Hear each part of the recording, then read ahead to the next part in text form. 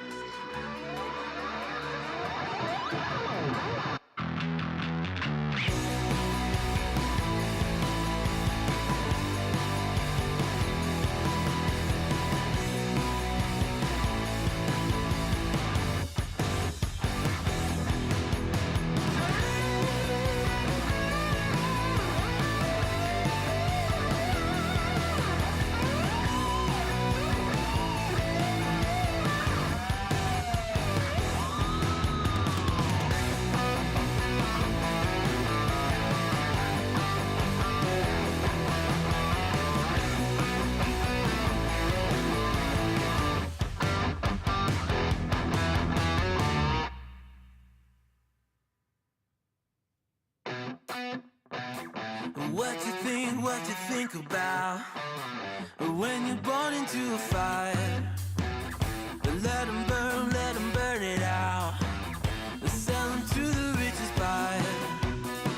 They wanna let the world decay.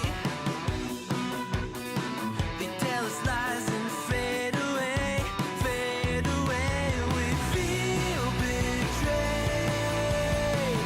We were raised to lose the race. Wait.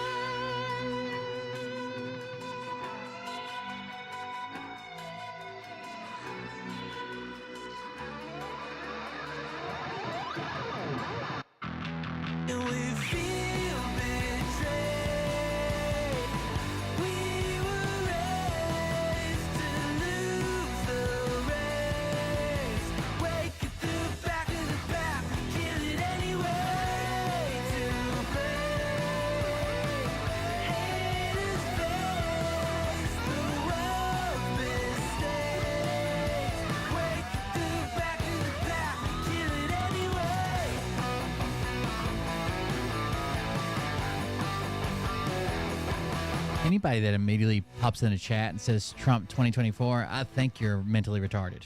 And no one's even talking about politics. What are you doing?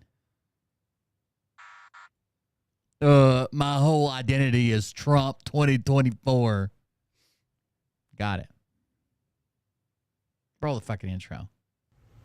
Hey daddies, it's me, the Linda Binda from TikTok. I wanted to make this video because I wanted to thank you for watching Cold Beer Confessionals with Will Bird.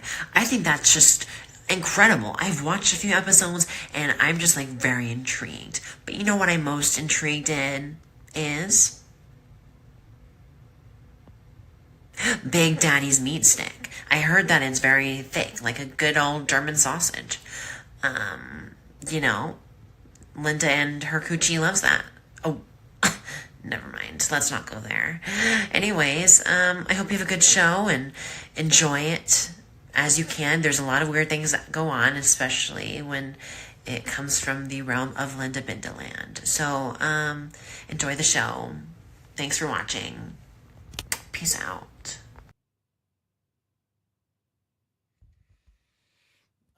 Oh, sorry. Just got my package from Nick. It came in. I didn't know the camera was on. My bad. Anyways, welcome everybody. Thank you for joining us. I'm Will Bird. This is the Cold Beer Confessional. Thank you for hopping in. Lots of things going on. That's not even a real $100 bill. Did you notice that? Mariah found this $100 bill that's like a motion picture prop money or whatever. But it would be cool. I would have spent it somewhere. It would have been real. She found it at the laundromat. I think some crackheads thought it was real. They got mad at the laundromat, threw it in the parking lot. Yeah, it happens. Welcome. Thank you for joining us. I'm Will Bard. This is Cold Beer Confessional. And thank you for coming out. If you want to support the show, contribute to the show, you guys know how to do it. Coldbeer.fund. You just sound retarded when the only thing you say is Trump 20. Who gives a fuck? Who's talking about politics? You sound like a retard that your whole identity is based on a presidential candidate. Like that, that's a sad life. Anyways, thank you guys for joining us. We got a couple things to go over. One of them being the Nick Ricada thing has gotten slightly worse, I think. So there's a charge that I guess yesterday either it was added to it or people didn't notice it. That was added to his wife's charging document. And it is this. So if you see, let me get it over here to where you guys can see it. Boom, boom. Statute and offense grid. Charge penalty.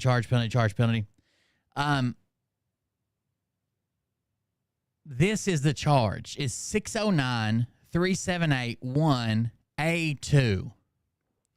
A2. Now, this was the neglect charge that she was charged with. Now, there's a 1A, and then there's the 1A2, okay? And there's 1A1 and 1A2, basically. And those are separated. So I'm going to read them to you. And a lot of people are saying, don't overreact. This could be anything. To me, it sounds very much like it has to do with actual physical or sexual abuse. But I'll read them to you. So 1 is persons guilty of neglect or endangerment. So subdivision 1, not A1 or A2, just subdivision 1 covers persons guilty of neglect and endangerment. This is from the Minnesota criminal statutes. It says A1. So this is not what she was charged with, okay? So basically anything under this, you can roll out. A1. It says a parent, legal guardian, or caretaker who willfully deprives a child of necessary food, clothing, shelter, health care, or supervision appropriate to the child's age when the parent, guardian, or caretaker is reasonably able to make the necessary provisions and the deprivation harms or is likely to substantially harm the child's physical, mental, or emotional health, is guilty of neglect of a child and may be sentenced to imprisonment for not more than 1 year or to payment of a fine of not more than $3,000 or both. If the deprivation results in substantial harm to the child's physical, mental, or emotional health, the person may be sentenced to imprisonment for not more than 5 years or to payment of a fine not more than $10,000 or both. If a parent or guardian or caretaker is responsible for the child's care, in good faith, selects and depends upon spiritual means or prayer for treatment or care of a disease or remedial care of the child, the treatment of care is health care for purposes of this clause. Okay, so A1 is not what she was charged with, okay? But A1 is what you think she would be charged with if the kid was just like in a dwelling, right?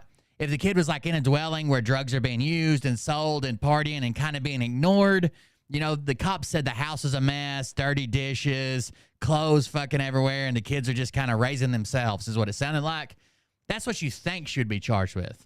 But that wasn't it, okay? She was actually charged with A2. So I'm going to read you A2, okay? A2 says a parent, legal guardian, or caretaker who knowingly permits the continued physical or sexual abuse of a child is guilty of neglect of a child and may be sentenced to imprisonment for not more than 1 year or to payment of a fine of not more than $3,000 or both. Now, those charges are drastically different. If it was A1, it's basically like you didn't give them food, clothing, shelter, health care, supervision, and they did or didn't get hurt. A2, which she's actually charged with, literally says you knowingly permit physical or sexual abuse. It's not mental. It's not, some type of mental harm. It's not, they don't have clean clothes to wear. They're not being fed. It literally says continuing physical or sexual abuse. And I think that's a huge step up, right? Just the fact that, maybe they overcharged her and they're going to step it back down. But it seems like if this was just like a mental thing, like, hey, they're crackheads and they were keeping kids in a crackhead dwelling, that's one thing. But this says physical or sexual abuse. And I think that's very different. And people are saying, don't overreact. Maybe it was just that, they were ignoring them because they were high. I don't think that's the same. It literally says, I've asked a couple of lawyers that I know or people that went to law school, or I've asked 4 people today how they read it. Is this just like a normal neglect, or because it sounds to me, I told them my opinion. A1 sounds like a normal neglect, blah, blah, blah, whatever. A2 sounds like there was action being taken, physical or sexual, and the mom knew about it. And they all agreed that because it's A2 and not A1, it sounds like a big difference. Now, I found all this from, let's see if I can grab it. I'll have to open it up. Ethan Ralph over on Twitter. And even in his stream, he was saying, we don't want to, jump to conclusions. But to me, it sounds like such a big difference. So April M. Holt says, my charges were dropped. I'm not an addict. Someone else did this to me. This is a weird statement for her to make to Ethan Ralph, by the way, before we get to the charges. My charges were dropped. I'm not an addict. Someone else did this to me.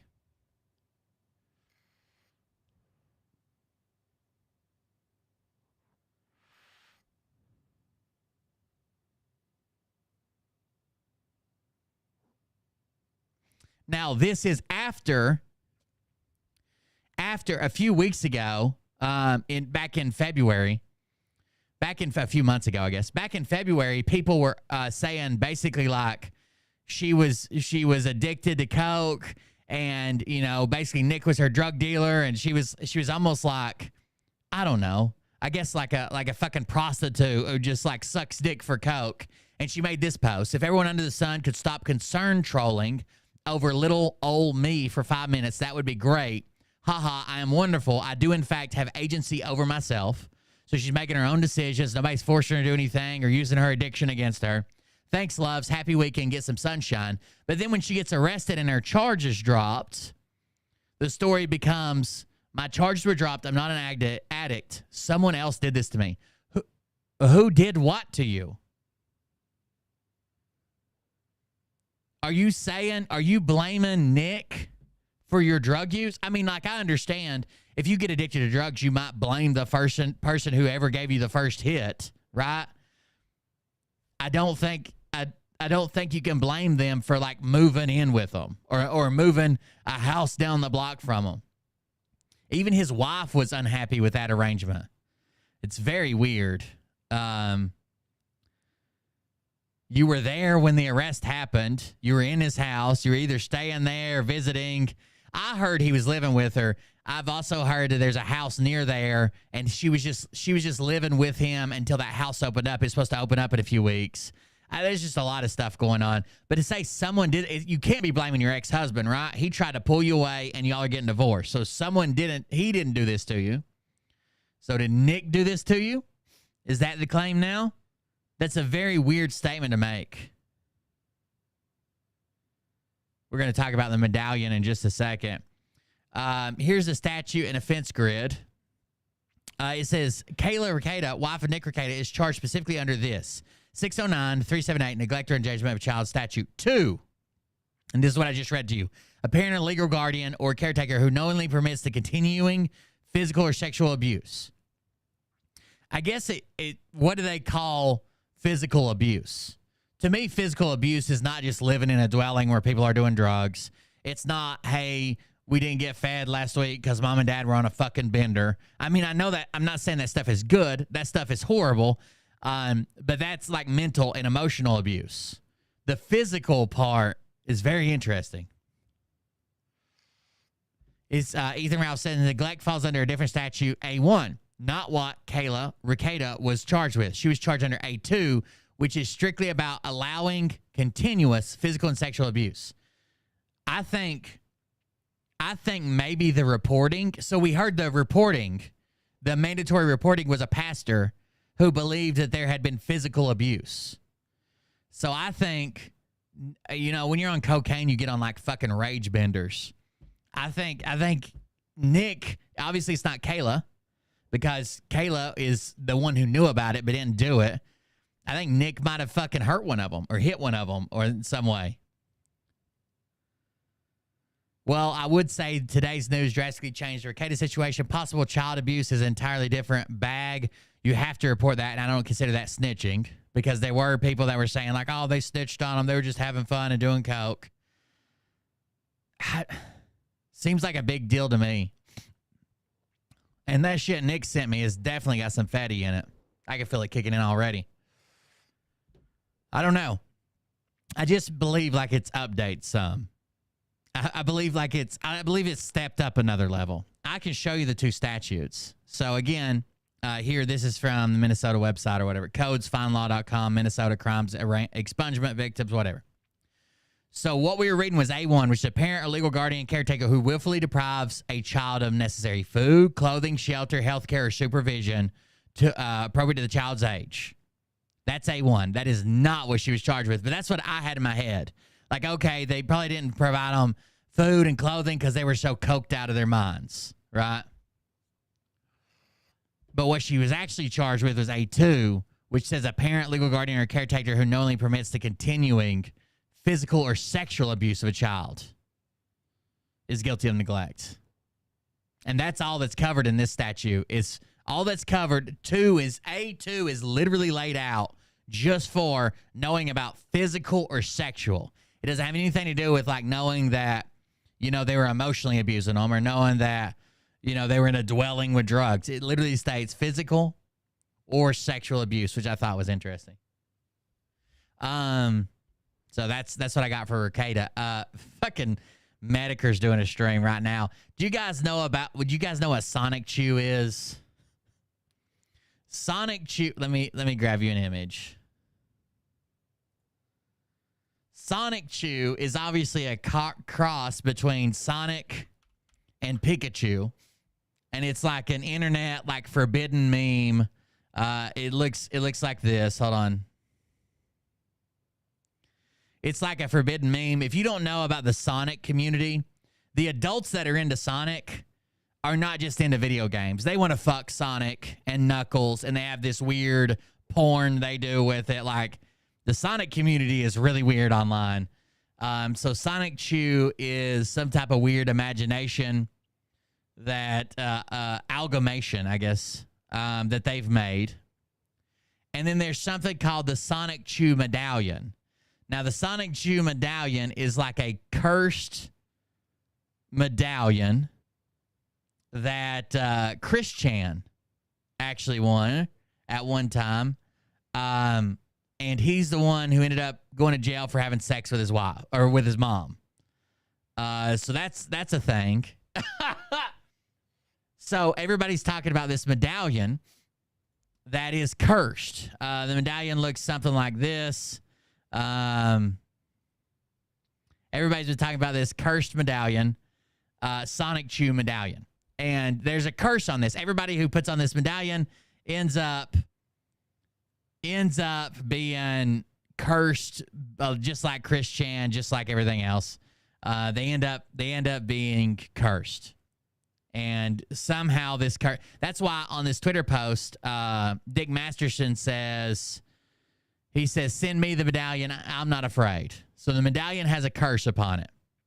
Now, if we go back to the Breaking Baldo stream, we get into the medallion portion of it where I like Medicare, Jim Medicare.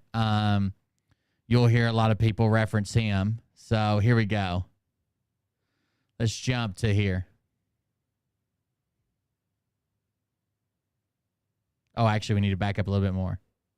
But how do we get there? What was the real start of it? Well, let's back her up. Let's take a look at one of the theory-crafted ideas for why Nick Rekieta is currently living in his own self-induced hell.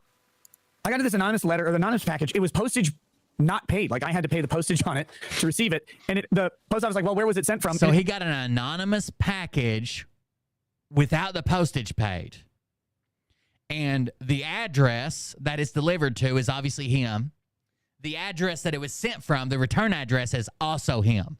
So he had to pay the postage on it to pick it up. He doesn't know who fucking sent it. It had my address as the return address with me as the sendee, which is not true. And in it, it had this burned piece of paper, which I feel like I'm going to get serial rape here. It says, the stars are aligned. A new host is chosen. Hail unto thee, Nick Chan Rekieta. The stars are aligned. A new host is chosen. Hail unto thee, Nick Chan Rekieta. And it had a bunch of satanic symbolism on it. And then with that came this. And this was so weird because this came before the mention of Sonic in the trademark dispute that we were talking about last night. A Sonichu medallion. If you receive this medallion, the last thing you want to do is put it on. Okay? Just don't put it on. Now, this crazy son of a bitch receives in the mail basically sigils from hell. The paper is marked with sigils. I'm sure it was from an X user trying to summon him a succubus, but they fucked it up because they're from X, of course. And they sent him a cursed Sonichu medallion, and the crazy motherfucker puts it on. Been passed to me. I don't know where this came from. I don't know what it means other than immediately puts it on. What it means, but that is that happened. You're on my nerves, Base Liberty. You got to stop making everything about fucking Trump or leave or be banned. God damn, no one's even fucking talking about Trump. Go get a bag of Trump dicks, choke on them. He actually paid for the privilege to be cursed. Think about that. That should have been the first warning sign that there was a drug problem. Because only a junkie would be so fucked in the head to pay for the privilege to receive a fucking voodoo curse. Dude, if you need more guns, just let me know. I'll do some. This is friendly, I think. This is friendly. Oh, Bronca, I don't think he needs more guns based on that court reporting. Based on those police reports, Bronca, I don't think he needs more guns, maybe less guns. Maybe instead of giving him more guns and ammunition, Bronca, you could go collect them from his house so his kids don't trip on the shotguns. You know, with the spent shell casings, because he's shooting at ceiling cats. Hey! He's shooting ceiling cats. Tripping over guns. With spit shell casings. He's shooting ceiling cats. Nick, I know you're a raging alcoholic with a coke problem. Would you like some more firearms for your house? Hey, it's me, your buddy Bronca. I've got these ARs. Hey, buddy. Would you like some fucking ammunition for your massive fucking gun collection? Get the kids together and do a rail. And then show them gun safety, buddy. Yeah, no, I think he's good. Oh, no. I think he's good. He's been a Sonichu cursed. There you go. The Sonichu demon possessing YouTubers. Oh, it's the demon. Now, initially, Chris after... now, this guy is obviously has some weird mental handicaps. but he went to jail for fucking his bedridden mother. He went to jail for fucking his mom. Banging his mother repeatedly, went to prison. And then the spirit inhabiting him, this is the back lore of the Sonichu curse of Magi-chan, went into Ethan Ralph. If you remember, Ethan Ralph was on the scene and got closest to Chris. Yep, Jesse from Pod Awful, other people were there. But Ralph dressed as Chris Chan and came into contact with Chris. So Ethan Ralph dressed as Chris Chan came into contact with Chris Chan. Many people believe the demon was then passed on. The Sonichu demon was then passed on to Ethan Ralph.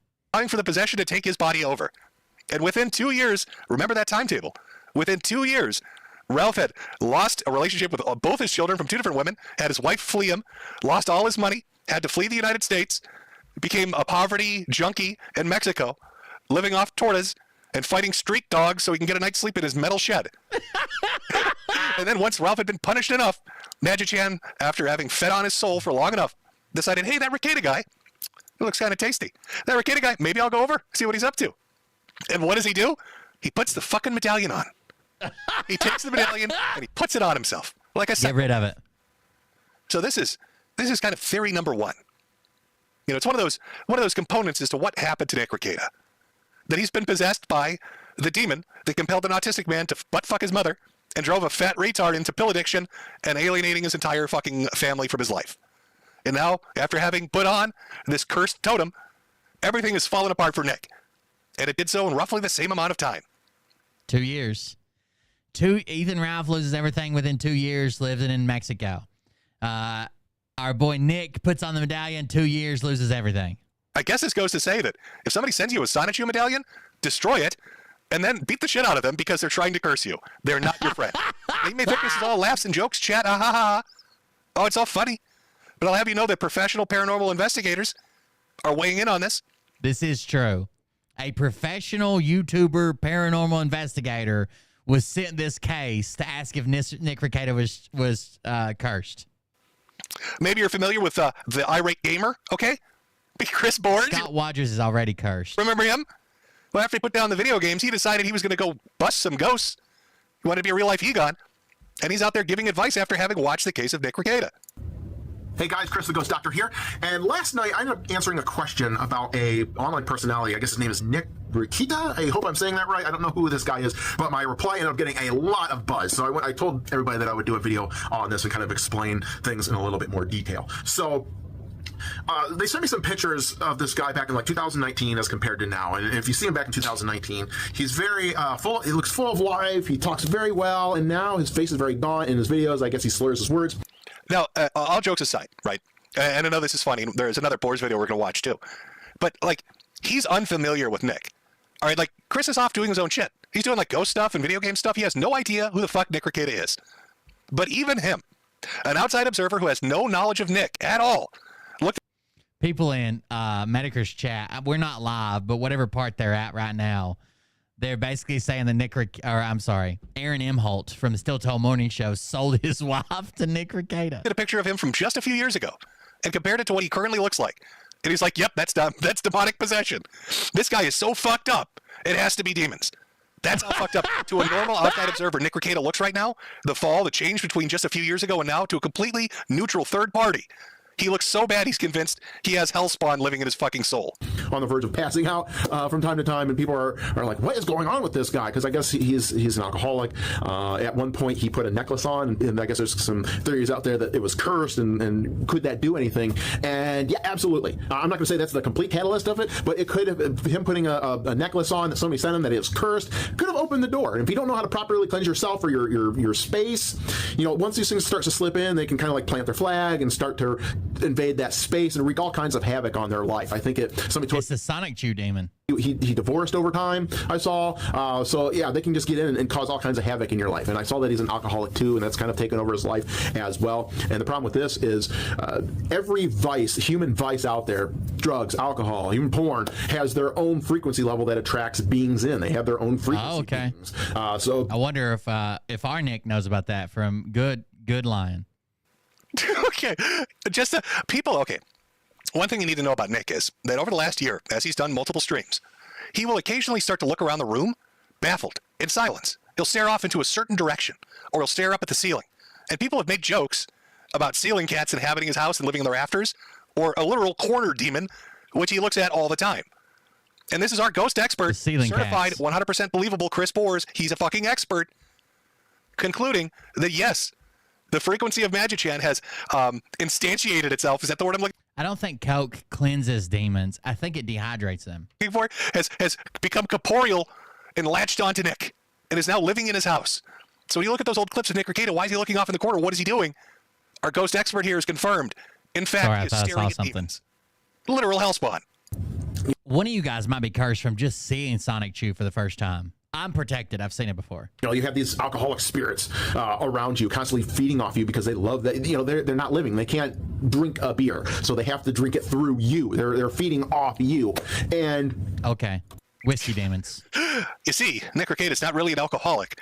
Nick Rekieta's not really an alcoholic. The demon inhabiting him is. That's a great one. Got it. Anybody ever use that one at AA? Fuck your 12 steps, okay? I'm possessed by Satan, and Satan is a fucking alcoholic. This is not my fault. All right, it is. this is why we see the life force kind of like draining out of this guy over time, because maybe that's exactly Why does he keep rubbing his nose? This motherfucker's got a coke habit. And with nose holes like that, it's probably not a cheap one. what's going on. Something is feeding off him. I've come up with different classifications of spirits, and parasite spirits are just one of those things. They feed off people, places, and things. So yeah, this is Rub your a nose, thing. sorry. I'm dead serious here. Over time, he's also gotten talking about sex more and sex acts and things like that, and that's another attribute to this. You become a degenerate. Guttural, in all your actions because you have no inhibit. That demon inside of him is hedonistic, not Nick. Inhibitions. Basically what Chris is saying is, yo, I looked at this dude, and all he does is massive rails of coke and drink himself stupid and fuck whores. Has to be demons. Now, there's a little more Sounds like he's living his best life. How do I get a demon? to the video, but I think you get the gist of it.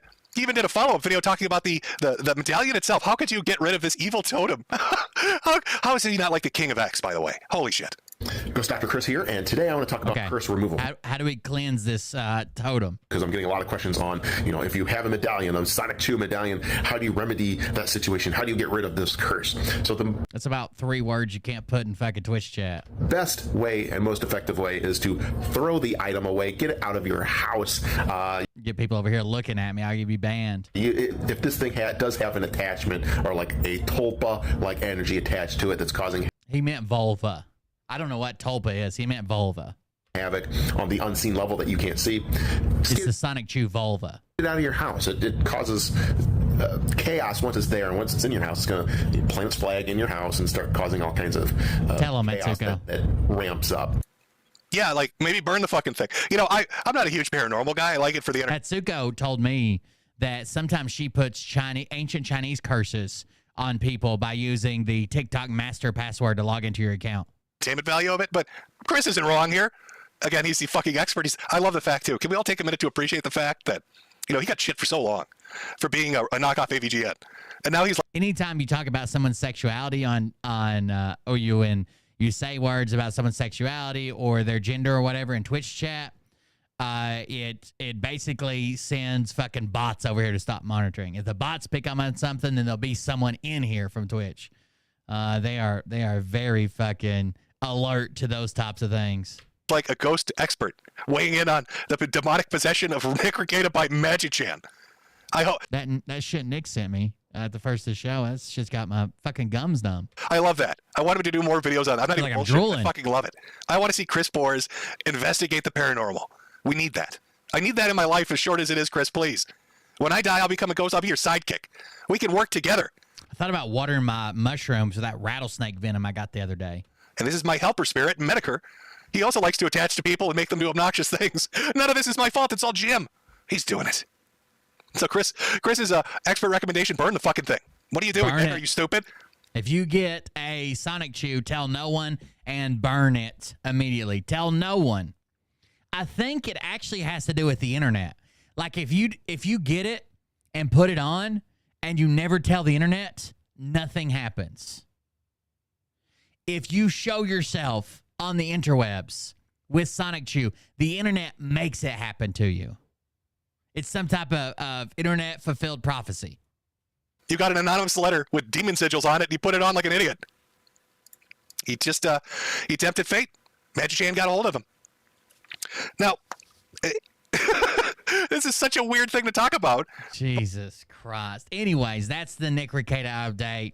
If you want to see more, go watch Medica's stream. He does hours on it, apparently. Let's see. He's done 3 hours so far.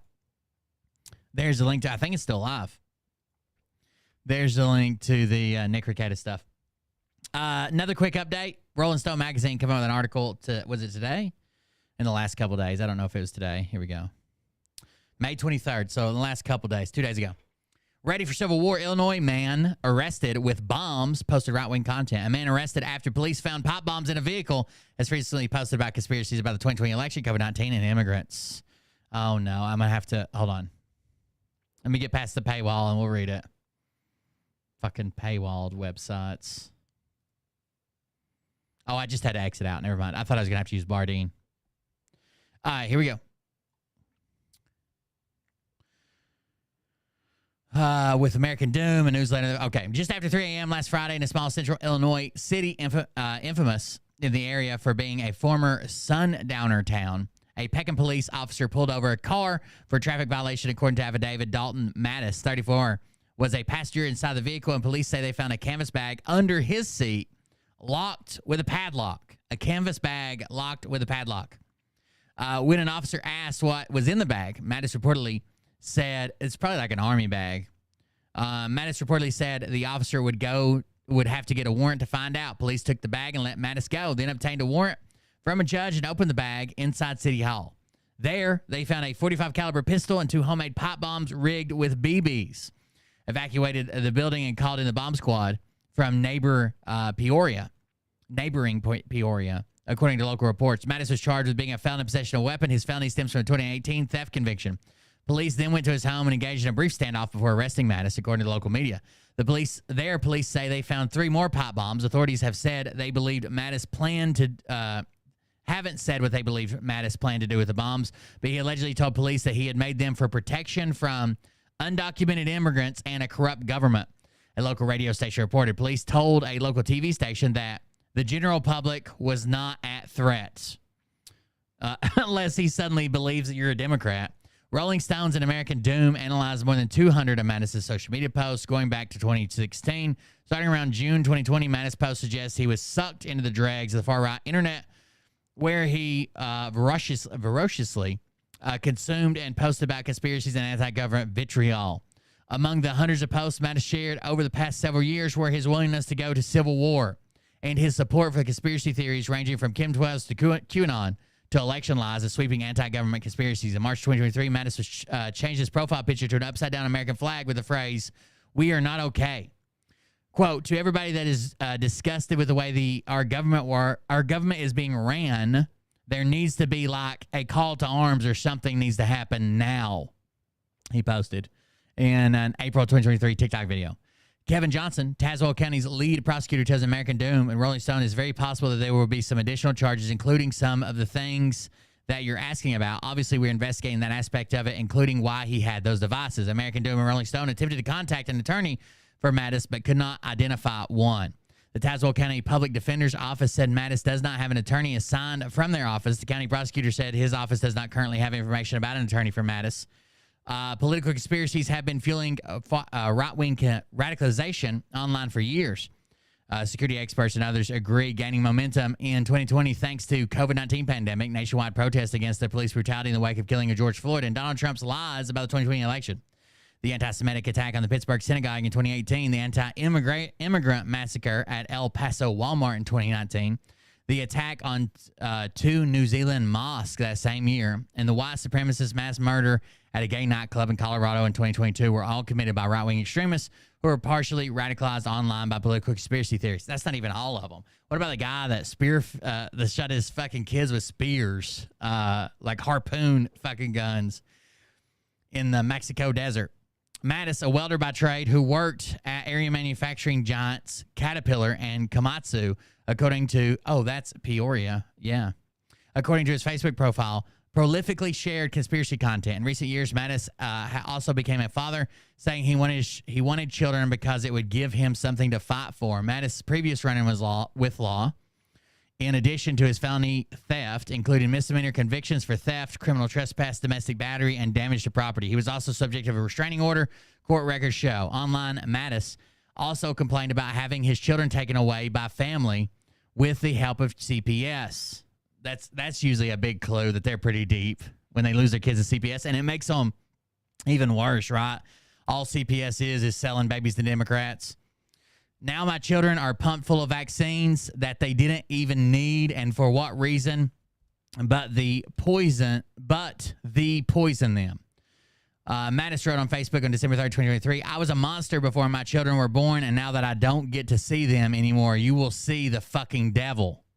Since June of 2020, Mattis has posted multiple times a day about nearly every right-wing conspiracy imaginable, including posts about gun control efforts, the pandemic, the Jan 6 insurrection at the U.S. Capitol, the QAnon-fueled claims of rampant pedophilia among Democrats.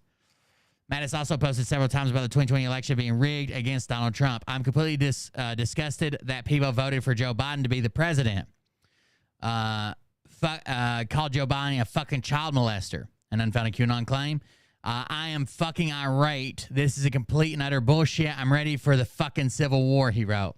Asked if Mattis's descent into right-wing conspiracies was as much a reality as it appeared to be in his online postings, a family member who did not want to be named said that the truth about Mattis' beliefs was probably whatever it appears online. It looks like you've got all your information off his posts anyway, so it looks like you've got everything you need, a family member told American. Damn, they weren't very cooperative, were they? Mattis' consumption of right-wing conspiracies came at a time when social media companies actually had some form of content moderation that sought to prevent the type of extremist material that Mattis took in. Now Facebook and others have reduced content moderation protections for political speech, allowing content creators and politicians to disseminate misinformation and falsehoods. Facebook is among the leaders of platforms allowing... That's because it's an older group, I think. Because it's an older crowd there, that's why Facebook ends up with more information on it. But anyways, Facebook is among the leaders of platforms allowing the proliferation of political misinformation regarding the 2024 election, and is home to hundreds of right-wing militia groups who are openly organizing on the platform, much like they did in the lead up to January 6th. Mattis has expressed anti-government sentiment on Facebook since 2020 before joining TikTok in 2023. There, his consumption of conspiracy content apparently exploded, resulting in 100 TikToks shared on Facebook expressing support for a toxic stew of right-wing conspiracies, gun fetishism, Civil War fantasies, apocalypse prepping, misogyny, homophobia, transphobia, anti-immigrant sentiment, and violence against Democrats, the left, and government officials. Quote, if it was up to me, I would gather patriots and go to civil war against these domestic terrorists. Mattis wrote on a Facebook on September 5th, 2020. In March 2023, Mattis said it was time to, quote, to fight before it comes to your front door directly. In one of just a handful of his personal TikTok posts, Mattis shared a pair of videos in June 2023 in which he discussed a conspiracy that U.S. veterans were being kicked out of hotels in favor of illegal immigrants, and his frustration that he couldn't buy an AR-15 assault rifle or extended magazine due to Illinois gun law. Quote, they're slowly taking away our gun rights so we can't defend ourselves from them. I'm fucking tired of it. My whole family thinks I'm fucking nuts because all I'm fucking concerned about is what the government is doing to us. And for some reason, our country's so goddamn concerned on what the fuck a gender is, Mattis said in a video posted on June 25th, 2023. If you have a dick, you have a dick. If you have a vagina, you have a vagina. I don't give a fuck if you're gay or not. It's all fucked up. Wake the fuck up. As college students protested U.S. support for Israel's war in Gaza, Mattis uncharacteristically took the side of the protesters, sharing a handful of posts supporting them, including a video from a Code Pink TikTok account that criticized Rep. Andy Harris, Republican from Maryland, for calling a pro-Gaza protester a terrorist. Again, the QAnon theory on Israel is now, if he's in QAnon, it's ready to go. If he's on QAnon, he's extremely fucking wrong. Those say he's not fucking... Did you hear all the fucking shit he said? Anyways, they've taken the anti-Israel shit now. Like we see Phil doing it. We see the other posters doing it, the other QAnon personalities. They've taken Israel is the head of the cabal and it has to be taken down. And And there you go. You can't stop putting shit in my chat like that. You can't fucking say they need to hang. Have you ever fucking been to Twitch?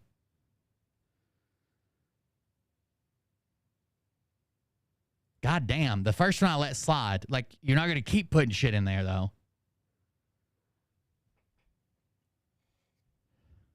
Anyways, they've taken the side that Israel's the head of the cabal, and it's we saved Israel for last. We got to take it down. That's where everything comes from. That's where everything happens. Even Phil and Scott McKay, all of them, right? It's the Khazarian mob and mafia, shit like that. What else? Do I want to cover anything else before I get into this TikTok conspiracy? All right, so I guess the next part. First of all, if you want to make a contribution to the show, you can do so by going to coldbeer.fund, coldbeer.fund, coldbeer.fund. We use Buy Me a Coffee or any of the other links to make a contribution to the show. Keep it going. It's funded by the audience. All right, here's what we got. Someone sent Mariah a message. Let me see if I can grab these messages so I can read them. Someone sent Mariah a message, and then I started looking into this. So it says... a supporter of yours has a friend she believes is being scammed and wanted to know if you'd look into it when you have a chance. So the post I received were a text message thread between two. And the person says, this is the investment I think it's going to take off. And it shows a TikTok account. That's the Nick Ricada merch. A TikTok account that has a large following. I've seen him before. He goes by the handle the older, I don't know why I put an E, millennial. That's the handle he goes by. He's a guy with a beard or whatever, the older millennial. I guess he's 1.1. I guess that's him. 1 million followers. And it says, it shows a video of him, and it says, this is the investment I think it's going to take off.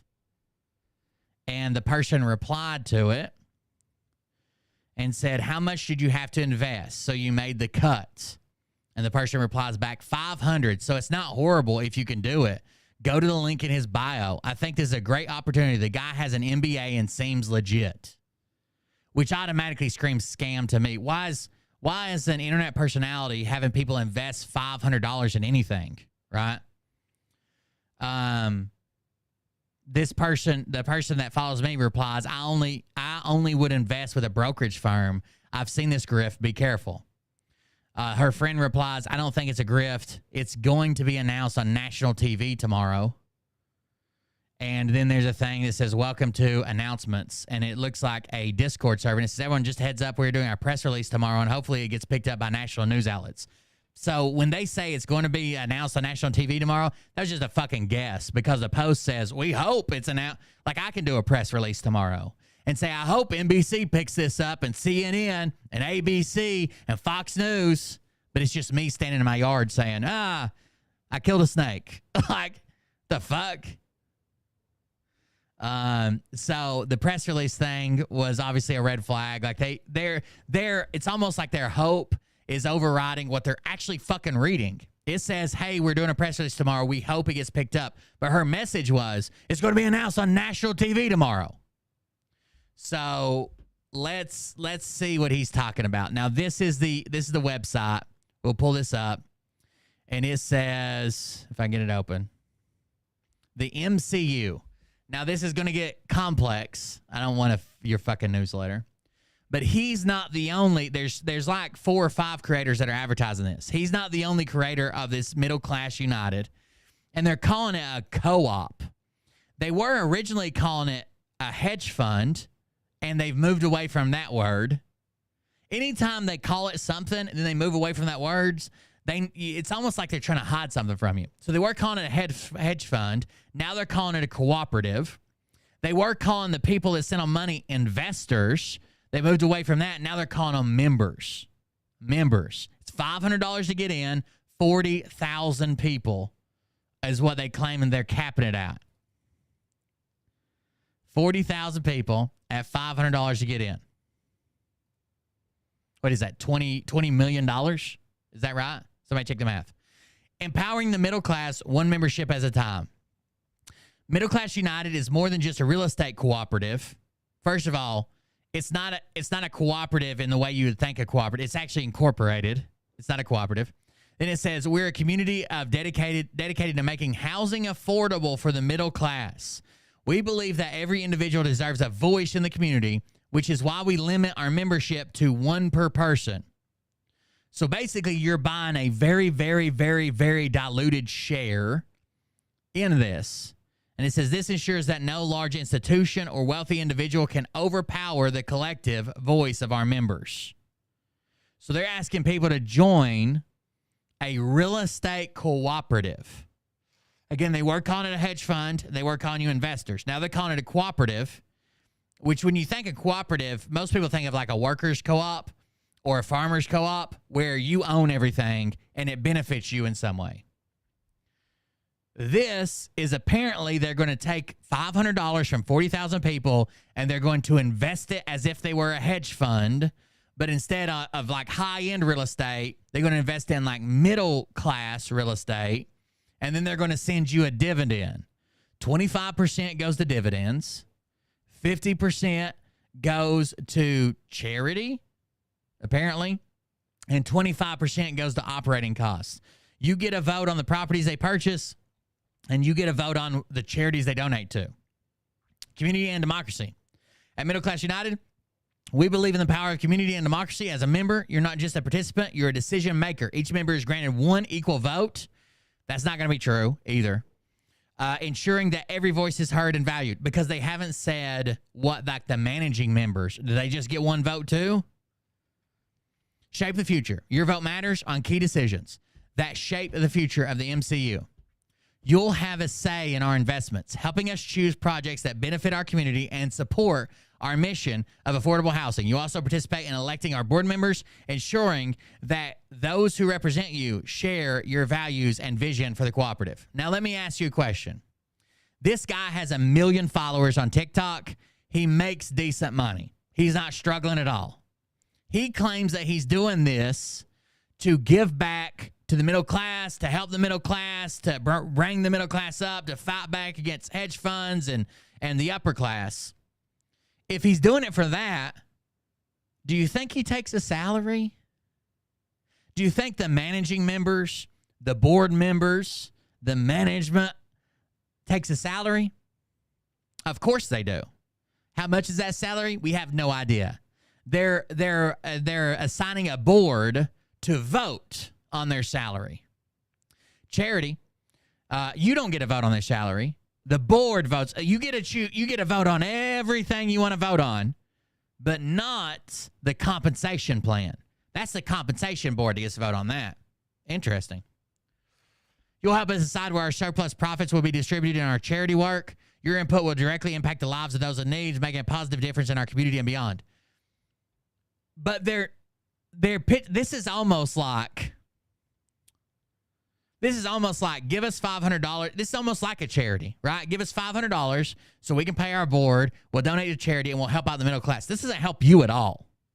In fact, people think of this as some type of investment where they're going to make money or have the opportunity to get low, cheap housing because it's been pitched to them as that. But what if I told you that there's a cap on returns? So imagine you invested in something that's supposed to take off and do good and you're super excited about it. And they told you that even if the stock quadruples in price, there's a cap on your return. There's a cap on the money that you can get back. What is that cap? 5% a year. So if you invest $500, it'll only take you 20 or more years to get your $500 back. Let's hear what the guy's got to say about it. So 3 months ago, I said this. I want to create a middle-class hedge fund. So we did. Welcome to the Middle Class United Cooperative. And yes, I recognize our initials are MCU. That was intentional. Now, as you know, we are limiting the opening round of members to 40,000 people. So the first 40,000 people that sign up, you're in. This page isn't for you to sign. Imagine thinking a good investment is one where you send someone else $500 so they can cut a salary and buy real estate. Now, you don't own the real estate. They do. But you can make that money back in 20 plus years. up just yet, but what it does do is allow you to be alerted the moment we launch. And we're not asking for too much personal information here. It's just your name, your phone number, your email, just so we can alert you the moment you could become a member. Now, there's a couple different ways you can actually get to this site. The first and obviously easiest would just be to go to the site, which is mcucoop.com. But if you just feel like clicking some links, just click the link in my bio. It'll take you to here, and then just click the button to join the Middle Class United Cooperative, and it'll bring you right here. Now, I'm going to be putting out a ton more. It does. There's going to be people at the top that have the power and have the salary and have the money, and they're going to end up owning property, and you're going to get up to 5% back a year. More videos about this. This is just the first step so you can be alerted to when we launch. But expect tons of content, tons of lives, both on TikTok and YouTube. We're going to do everything we can to answer every question you have before we actually get started. But I will tell you that our starting day is coming real soon. Oh, and on top of that, we're also going to have a logo design contest. So all you amazing artists out there, start getting it in your head what you're going to do with the MCU. Our MCU, not Marvel's. Kevin Feige's been fucking that up so much lately. But stay tuned for more details about that. So now, the very first comment from Beard Stash says, this feels like a grift. And coming from this guy, well, yeah. Now, this guy's been kind of... I have my own opinions about this guy. Y'all remember when I said this? I want to create a middle-class hedge fund. All of his panda videos are about this. Now we're 7 days away. That's right, you heard me. We are 7 days away from launching the Middle Class United Cooperative. Now, just as a reminder, we're only allowing the first 40,000 people in. So far on our website where you can pre-register for alerts, we have... By the way, you would think a cooperative is where everybody's an equal owner, not where there's a managing board and we might get a vote on some stuff and you pull a salary, but we don't. 50,000 people signed up for those alerts. I wouldn't even be mad if they got a salary, as long as it was equal. They took whatever money they made in profit, split it 40,000 in 5 ways, and sent everybody the same. So if you're looking to be one of those first 40,000, make sure you click that link in my bio and go sign up for the alert so you know the moment we launch. Because this may have started out as some small TikTok idea, but here we are 3 months later and we're launching in 7 days. I can't wait to be a part of this with all of you. Y'all remember when I said this? I want to create a middle-class hedge fund. Well, now we're set. I want to create a This is already launched. I mean, all 3 of his pins videos are about this. It'd be insanely easy to do, and I'm surprised nobody's done this yet. Like, let me ask all of you, how many people have done this? It's usually called a pyramid scheme. You would be willing to make a one-time investment of $500 with the opportunity to not only make money, but also to fuck over a max of 5%. But really, you have the opportunity to fuck over all these hedge funds. Make money, but also to fuck over those dudes on Wall Street, while also gaining the ability to take over companies throughout this country. Now, what fuels this? What fuels this is like the private sector buying up all the housing. People hate BlackRock and major corporations and shit.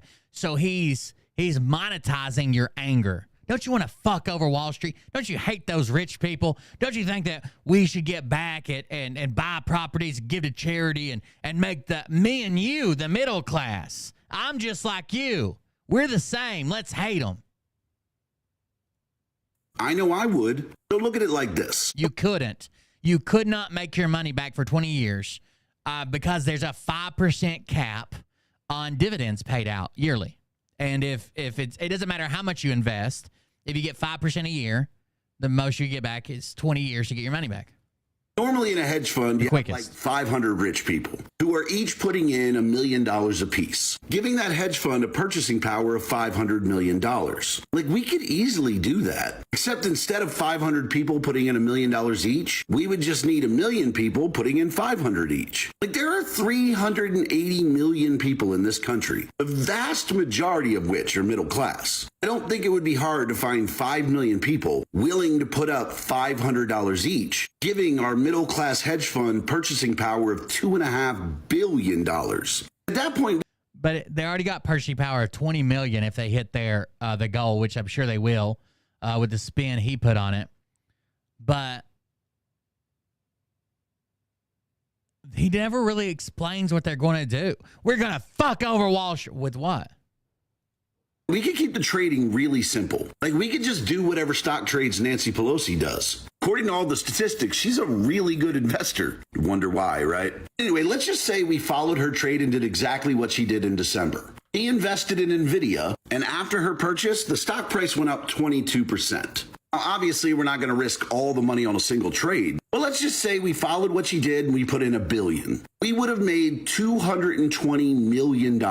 And sure, to each of our investors, that's not a ton of money each. It's only $44, but it is a $220 million profit. And this is all just from one trade. How about instead of giving each person $44? So this guy, who is not a financial expert and is not a trader, is not a brokerage, send him your money because he's going to do a bunch of stuff and you make $44 maximum. You could even make $44.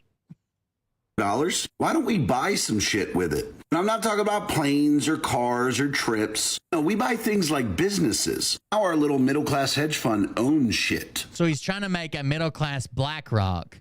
But even the people, okay, even the people who work for BlackRock, you realize they're not all millionaires or even doing well. I'm sure they got people who make minimum wage answering the phones and shit, right? The people at BlackRock that make the money are the people at the fucking top and the big investors. So if you're just making a middle-class BlackRock, who's going to make the money? Oh, the people at the top and the big investors.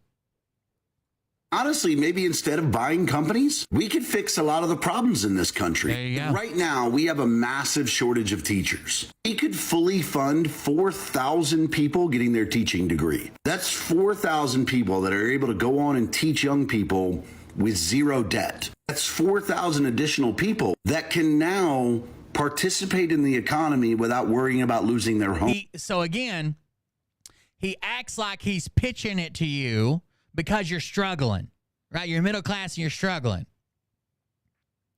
But then what is the solution? You're going to fund teachers? How does that help me not struggle?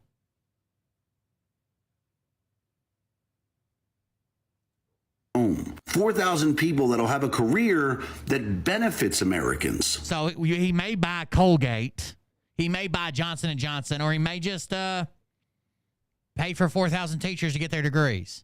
Tell me this isn't a cash grab. And this is all from one trade. All you did was risk $500. So even if it completely failed, you weren't really hurt by it.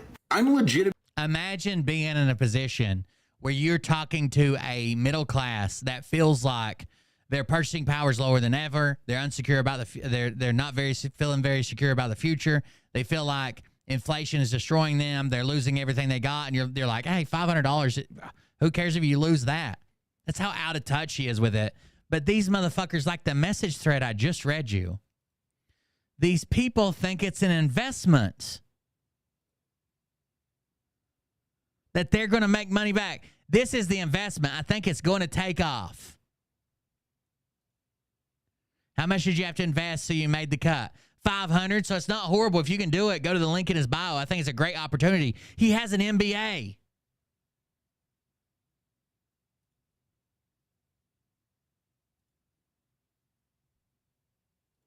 Going to look in to see how to do this. If you'd be interested in being a part of something like this, let me know in the comments. I want to create there's been apps like that for a while. Did y'all know that Harry Sisson's website is doing fundraising for Donald Trump? Like, I'm dead serious. So Harry created the website wearedemocratic.com. He was so excited to announce that he's launched his own business. But if you click the link, now it's a Donald Trump fundraising website. Somebody forgot to pay their domain fees. Did y'all know that Harry... Amazing. He's a big right-wing Donald Trump kind of guy. A lot of people have called him out for debates. I fully feel like he's lost all those debates. And he won't come back to talk to him. But this is definitely, we'll read the bylaws in a second. Is a total coward. Yeah, bro, she sucks. Like, she's the fucking worst. This is something Democrats and Republicans can come together on. We all hate Nikki Haley. She is bought and paid for by private interest. Now, you hate her because she's endorsing Donald Trump. We hate her because she's a terrible fucking human being who enriches herself by taking advantage of the American people in favor of corporations. But yeah, bro, we can all agree. Someone just said Donald Trump does all the things you just stated, but you despise Nikki Haley for it? She sucks. Look at that, Harry. We finally agree on something. Republican There was a video of him. Oh, God. So Donald Trump just completely malfunctioned. Harry, Biden thinks he was vice president during the pandemic. You know, the pandemic in 2019 and 2020, when Donald Trump was president. So he has these Joe back and Biden forths with was these people. running to be president. He thinks he was But vice he never tags them. president. They tag But don't him. take He never my tags word them. for it. Here's Biden. And when I was vice president, things were kind of bad during the pandemic. This guy literally goes on to talk about how during the pandemic, when he was vice president, that he had a conversation with Barack Obama about how bad it was in Detroit, and that Barack needed him to go to Detroit and help out. None of that is possibly true. I mean, it's not true because, fuck, nobody's ever improved Detroit. But it's also not true because he wasn't fucking vice president during the pandemic. And here's the thing, dude. I don't think having a... That Harry guy calls him out a bunch. He's obviously left-leaning, the opposite of that guy.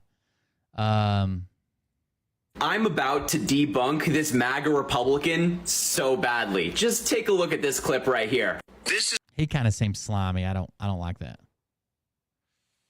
is Trump's speech in the Bronx. This is what it looked like today in the Bronx, New York. That's not a real image, bro. I can see that from here. What are these AI buildings back here? What is this heavy line here? And then these AI buildings in the background. Those are not real. York. This is the bluest of fucking blue state. Really? I think the hairy guy, I don't know, he's got like a slimy face. That's the Bronx, New York. That's Donald Trump's speech. Really? You know, there's a reason None of that looks like New York, but okay. he was using his body to cover this side of the picture. You want to know why? Because when you zoom in on that side of the picture, you can see a speaker right there. Oh, no. Oh, no. That doesn't look like Donald Trump, does it? No, it doesn't, because that was Barack Obama in 2008 speaking in St. Louis, Missouri, where St. Louis, that makes sense. 100,000 people showed up. Here is that exact same picture in an article from the Wow, he covered him? He covered up, like you could see it there. He Time covered him up? talking about this rally that then candidate Obama had. And this is the actual crowd for Trump's rally yesterday. From ABC News in the Bronx. Not that big, is it? Our little buddy Joseph over there, aka the older millennial, has never stepped foot in New York or the Bronx, so of course he got it wrong. Look, I know geography can be really hard, so I'll break it down and make it easy for you. New York City is not Missouri. But listen, Joseph, while I have you, because I know you're watching, stop running. I have challenged you to a debate. My friends have challenged you to a debate, and you run every single time. You reject every single offer.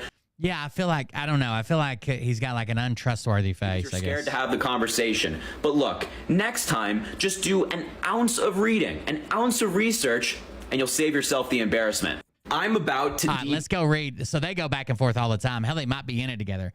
But let's go read. They've got their bylaws posted somewhere. Is it under FAQ? About us, our bylaws. All right, so it's a PDF document that comes out.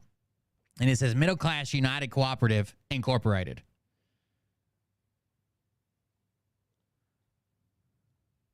The Middle Class United Cooperative Incorporated MCU Cooperative was formed as a not-for-profit cooperative in the state of Maryland. Now, I think a lot of people think not-for-profit and think they're not going to be taking a salary. Obviously, they're taking a salary, 100%. As of May 2024, the MCU Cooperative does not possess an exception from Maryland income tax. In addition, the MCU is not exempt from federal income tax, nor a tax-exempt nonprofit organization registered with the U.S. IRS. The MCU is considering applying for tax exemption and nonprofit status with the IRS in the later half of 2024. Why wouldn't you just immediately apply for a nonprofit? Unless you're looking to see how you can make the most money. The MCU Cooperative's bylaws have been written based on the IRS 501c12 guidelines and principles. MCU amended its bylaws on May 11, 2024, so there's already an update in here. Article 1, the Middle Class United Cooperative MCU Cooperative is a not-for-profit cooperative corporation established in the state of Maryland. MCU Cooperative bylaws is a legally binding document The MCU Cooperative is a democratic organization, and these bylaws are written to be easily understood by anyone interested in becoming a member. Hold on.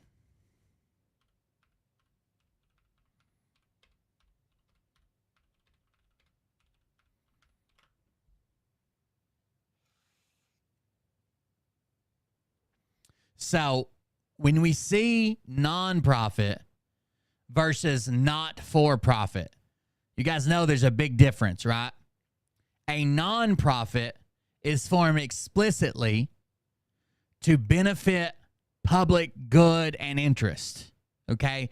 Its whole goal is supposed to be the public good. A not-for-profit is to fulfill the owner's objectives. They're not. They're saying their goal is not 100% profit. It's to fill these objectives. Those objectives can be good, bad, indifferent. A nonprofit is supposed to be for public good. So if I say I'm making a not-for-profit to buy a private island, I could do that. I couldn't do a nonprofit to fund the purchasing of an island just for me. That has nothing to do with public good, right? I could do a not-for-profit, though, and they are a not-for-profit. So their goal is not 100% profit, but it's to fund their own objectives. The mission. The MCU Cooperative's primary mission is facilitate the ability of the middle class via a not-for-profit cooperative to cooperatively organize, finance, purchase, occupy, and steward real estate properties and or assets by taking them permanently off the speculative market to create cooperative member-controlled assets. The mission of the MCU Cooperative is to empower the middle class and empower them to cooperatively, they're going to use that word a lot, co-op, lead a transition from an extractive, profit, and rent-seeking process into one where a member of the American middle class can afford a home. So they're taking your money to buy real estate that they're going to lease or rent or whatever, sell, flip, and it's to make housing more affordable using your money. It sounds like they're crowdfunding so they can be real estate moguls. Instead of taking their own money and buying real estate, instead of investing their own money that they could potentially lose on real estate, instead of going out and taking out loans or finding qualified investors, they want $500 from everybody else so they can buy real estate. In pursuing our mission, we seek to create a positive impact for the middle class. That's very vague. We just want a positive impact for the middle class. All MCU members are owners who support our mission and agree to agree to the following core values. The decisions made by the MCU's management or any ambiguity in these bylaws should be considered concerning these points. We are not for profit. We are a democratic member-controlled cooperative. We prioritize the American middle class regardless of race, gender, sex, or ethnicity to ensure that future generations can afford a home. Not to mention, I don't know that I would ever take an investment opportunity, no matter which side, from someone who is a political influencer, right? How often do these people get fucking canceled or people won't work with them because who they support or whatever? If they want to do this and they want to wheel and deal in business, they should keep politics private. Because how many people are not going to work with somebody because they support Trump or because they support Biden or because they support Obama or they support Russia or they support Ukraine or they support Israel or they support Palestine? You know, that's just asking for trouble. Why would you invest in somebody like that? MCU core values are guided by IRC 501c12, foundational description of a cooperative as comprised of members who sought for themselves to own and manage the organization, as distinguished from having it owned and managed by outside equity investors, and then, two, to have their organization turn back to the members the excess of the receipts for the sales over the cost of goods sold at the expenses of cooperation. So you gotta get a return on this if you make a profit.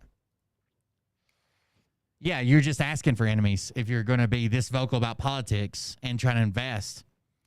We want to give power to the members through a direct, democratic, cooperative structure. The MCU's members are collectively owners and stakeholders in cooperatives activities. Direct democratic governance creates resiliency and empowers its members with ownership to create affordable housing for the middle class. How are they going? Okay, listen, even with $20 million,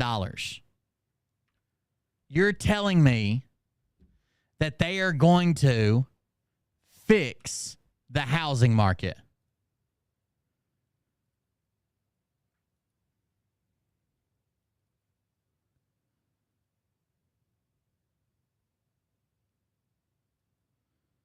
They're going to fix. You know how the housing market's a mess, right?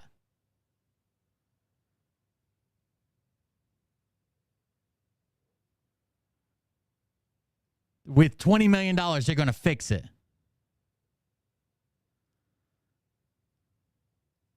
I just don't believe that.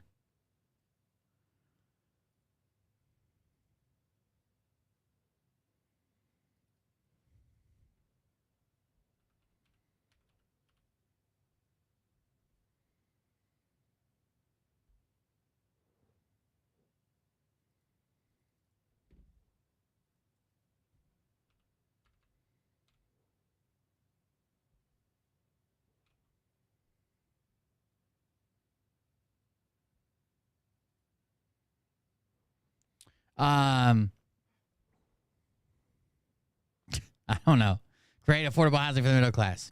The MCU exists to serve its members' owners. Therefore, members have core control over the MCU cooperative through the election of the majority of the board and voting on major investment decisions presented to them by the management team. So you're allowed to vote on these investment decisions that are presented to you. You can't just pick one. They're going to give you options. Would you vote A or B? Apart from those core powers, members express their power through the direct democratic participation to vote on real estate investments, potential partnership projects, and other ventures outside of real estate.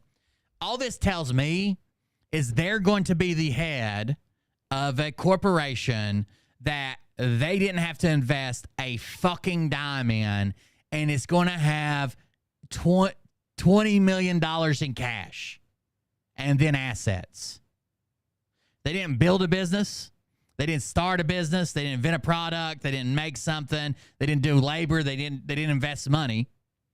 They want you to invest for them so they can have a $20 million real estate investment business. How crazy is that? Again, it's a hedge fund, but hedge fund managers usually make tons of money because their track record, right? Well, I make money for they have no track record. Imagine just tomorrow, I'm a hedge fund manager, and I call up the top 10 wealthiest people in the world, and I'm a hedge fund manager, send me some money. Oh, that's weird that I've never done investing, and I don't have a proven track record. I've never managed any type of hedge fund or even worked for a hedge fund company. No, just send me money. I want to be head of a $20 million investment firm. Duh. Why didn't he go with big investors? Not to help out the small guy at 5% annually. Are you kidding me?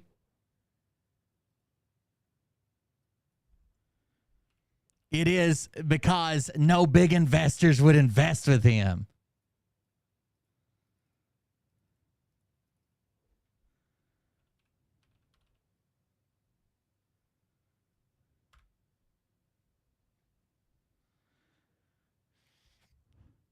The MCU's directors are the association's executive management body that the protesters and the protectors of the members' investments. Directors are required to act in good faith and the best interest of the cooperative. Director duties follows: establish credit, financing policy, determine director compensation. So the director determines the director compensation. So the employee decides how much they get paid. Makes sense. Establish investment policy, plan annual meeting, set cooperative employment and compensation policy from the MCU board.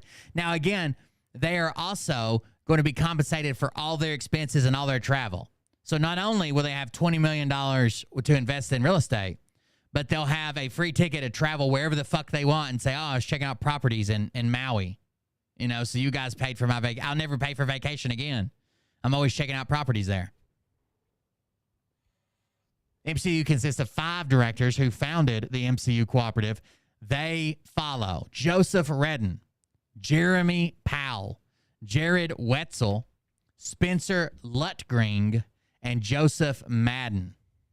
These are the people that are doing the cooperative. Middle.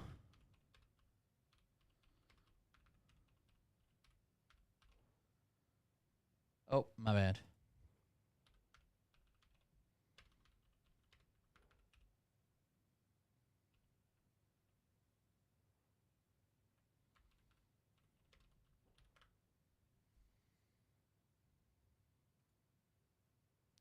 There were some people that made some interesting points over here on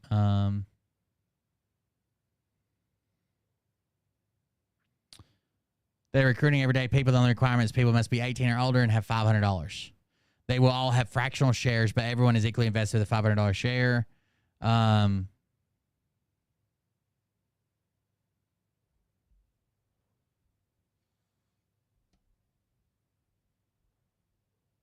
The small investors contribute money and vote where to make the investments. They do not own more than the 5 owners. Actually, I think the company will end up owning all the investment properties that are bought from the voting. It seems the 5 owners, have got caught up in making money and lost the true idea of this idea for the co-op.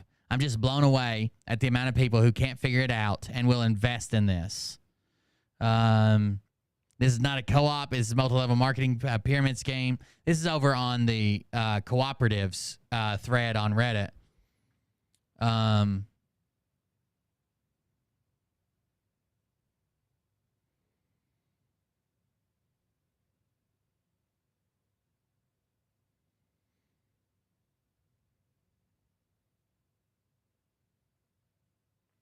Yeah, bylaws, no documents. Oh, the documents have been posted.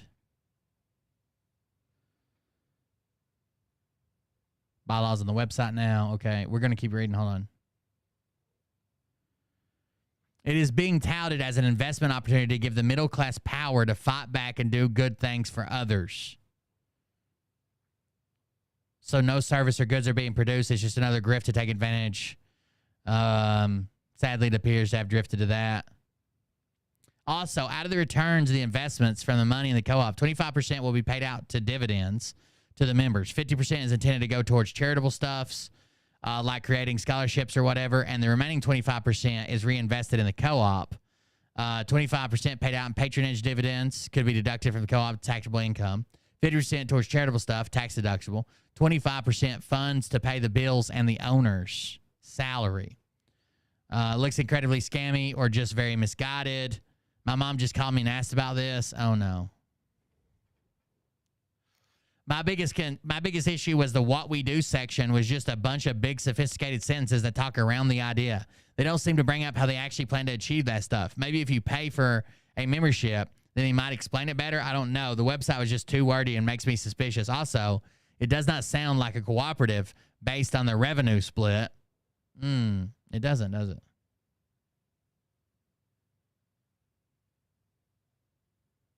The members have very little power, which goes against the cooperative. The members vote on what to buy, and the funds are then invested accordingly. Based on a simple Google search, differentiating between nonprofit and not-for-profit, this company theoretically should take the profit and invest in real estate, and all revenue goes back to the organization. What makes me curious, though, is how much money the owners have over the org's money.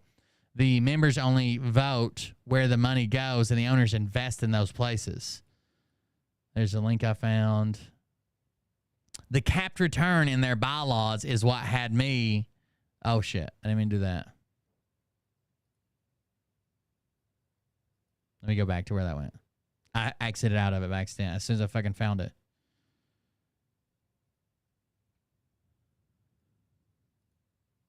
The capped return in their bylaws is what noped me out of it. It's a money grab for 5 people. Can you give the details about the cap? 9.02.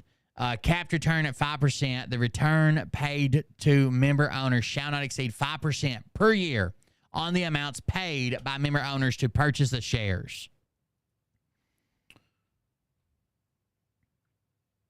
Let's see if they've updated that, because they've updated this since this post came out.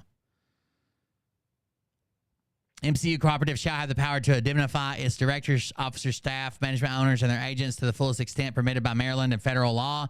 MCU Cooperative shall compensate a director, So here's who they're going to pay: a director, an officer, staff, management owner for any expenses incurred from lawsuits, penalties, fines, cost of travel, cost of defense, if the person incurred these expenses in connection with filling their duties as director, office staff, or management owner. So so they got all the legal protections they need.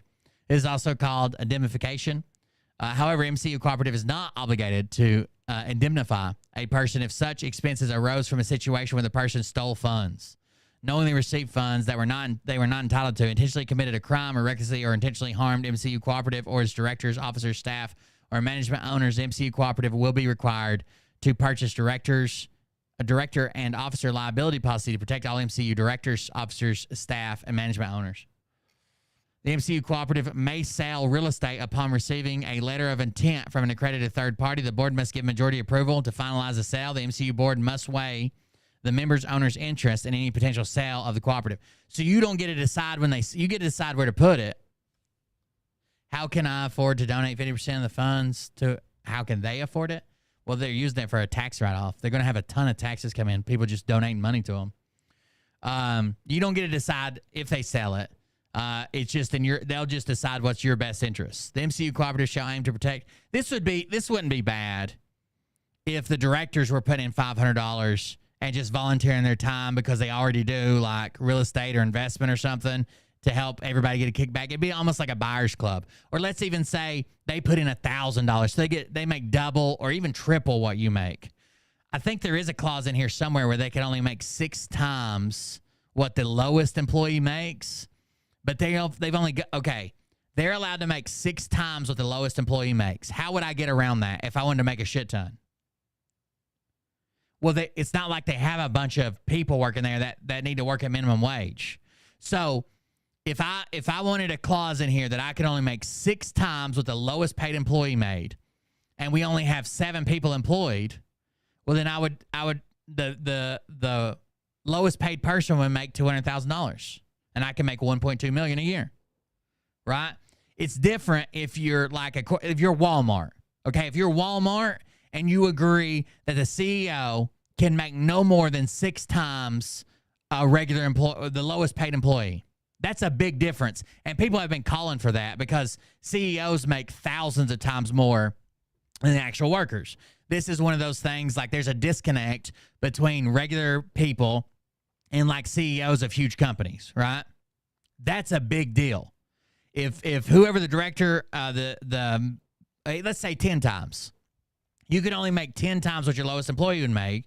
First of all, there's not a ton of money going to the board and the directors and people. Second of all, that's also an incentive to raise your lowest people to where instead of making $8 an hour, maybe they're making $25 or $30 an hour, and it's coming out of your pay, basically. That's a good idea. If I ever started a company, I would love to have a policy like that to where I can't make no more than 10 times what my lowest paid employee makes. So I'm less incentivized to pay people shit. I'm more incentivized to take a reasonable wage, right? Required to, basically.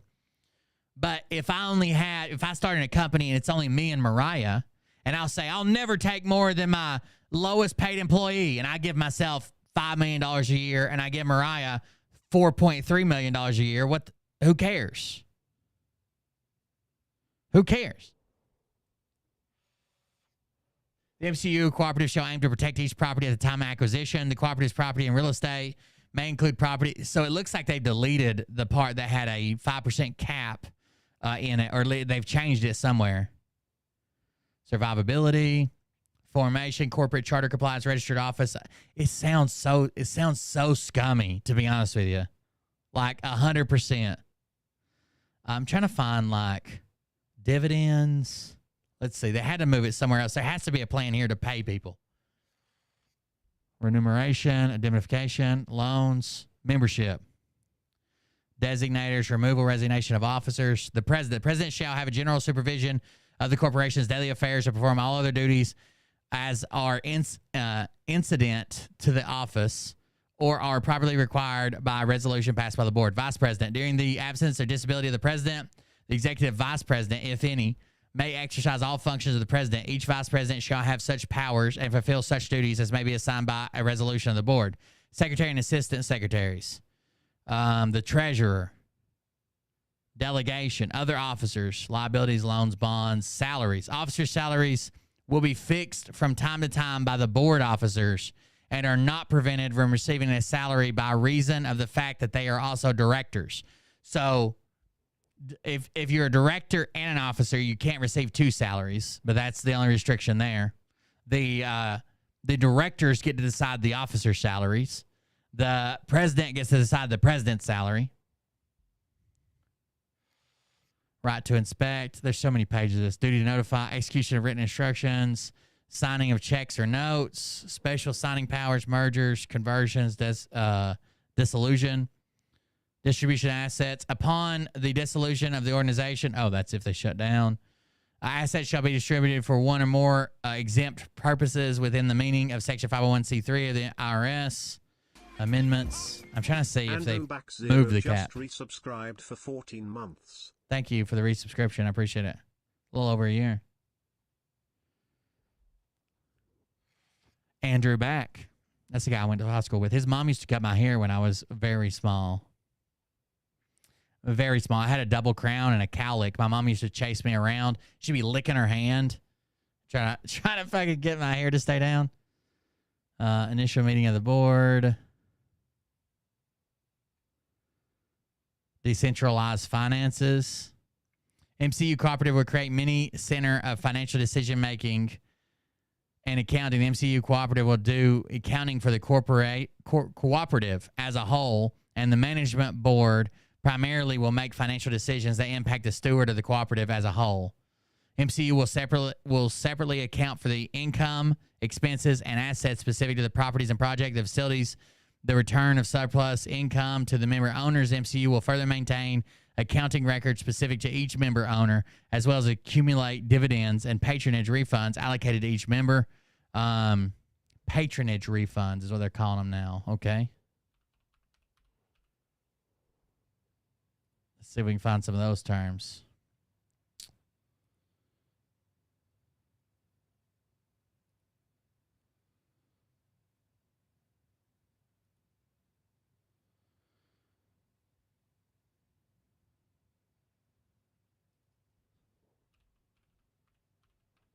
Seems like they've updated it since. Member owners may select a preference for savings dividends known as patronage dividend. When a member owner purchases a share, the member will be given the option to choose A, whether or not they want to even receive their dividends. So you might just give us money and say, hey, I don't even want any money back. Just take it. A member owner has the right to waive dividends, but the option is provided because a waiver of dividends reduces the cost of capital, thereby supporting affordability. So they're even encouraging you to, hey, just give us $500 and don't ask for any dividends. That way you're supporting affordability of housing. I'm fixing the housing market by myself. Of course they are. The fuck, dude?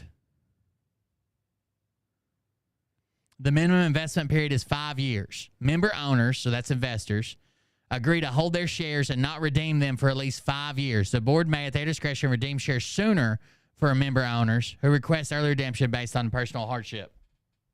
So you got to be invested for 5 years. You have to commit to the mission and core values in these bylaws in our member owner agreement. Purchase a one-time member owner due and share for $500 US. Dues are not refundable. Below are key points about buying memberships.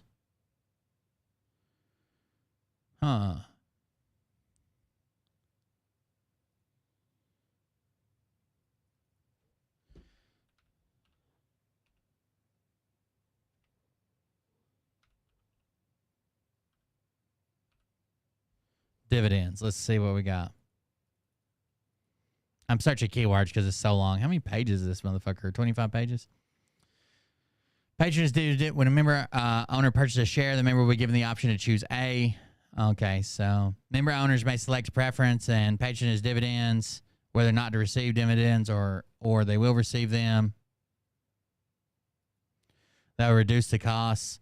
Member owner, as well as accumulate dividends and patronage refunds allocated to each member.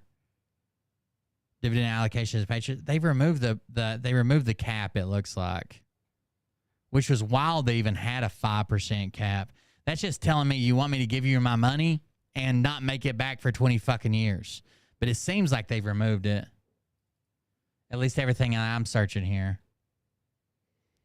Member owners. It sounds like a scam. Even when he says it. You just go to TikTok, he's not the only person pushing it either. Check this out. So you know how Donald Trump and his campaign claimed that there were 25 to 30,000 people at his Middle Class United Co-op. Look at all these people that are pushing this shit. Last week marked the successful launch of the Middle Class United Cooperative. And since then, we've been flooded with questions on how Kwanzaa or some shit. For those of you who have not met me yet, I'm Jared Wetzel, one of the founding members of the MCU Cooperative. I'm here today to kick off our community engagement and answer any inquiries you may have about the MCU.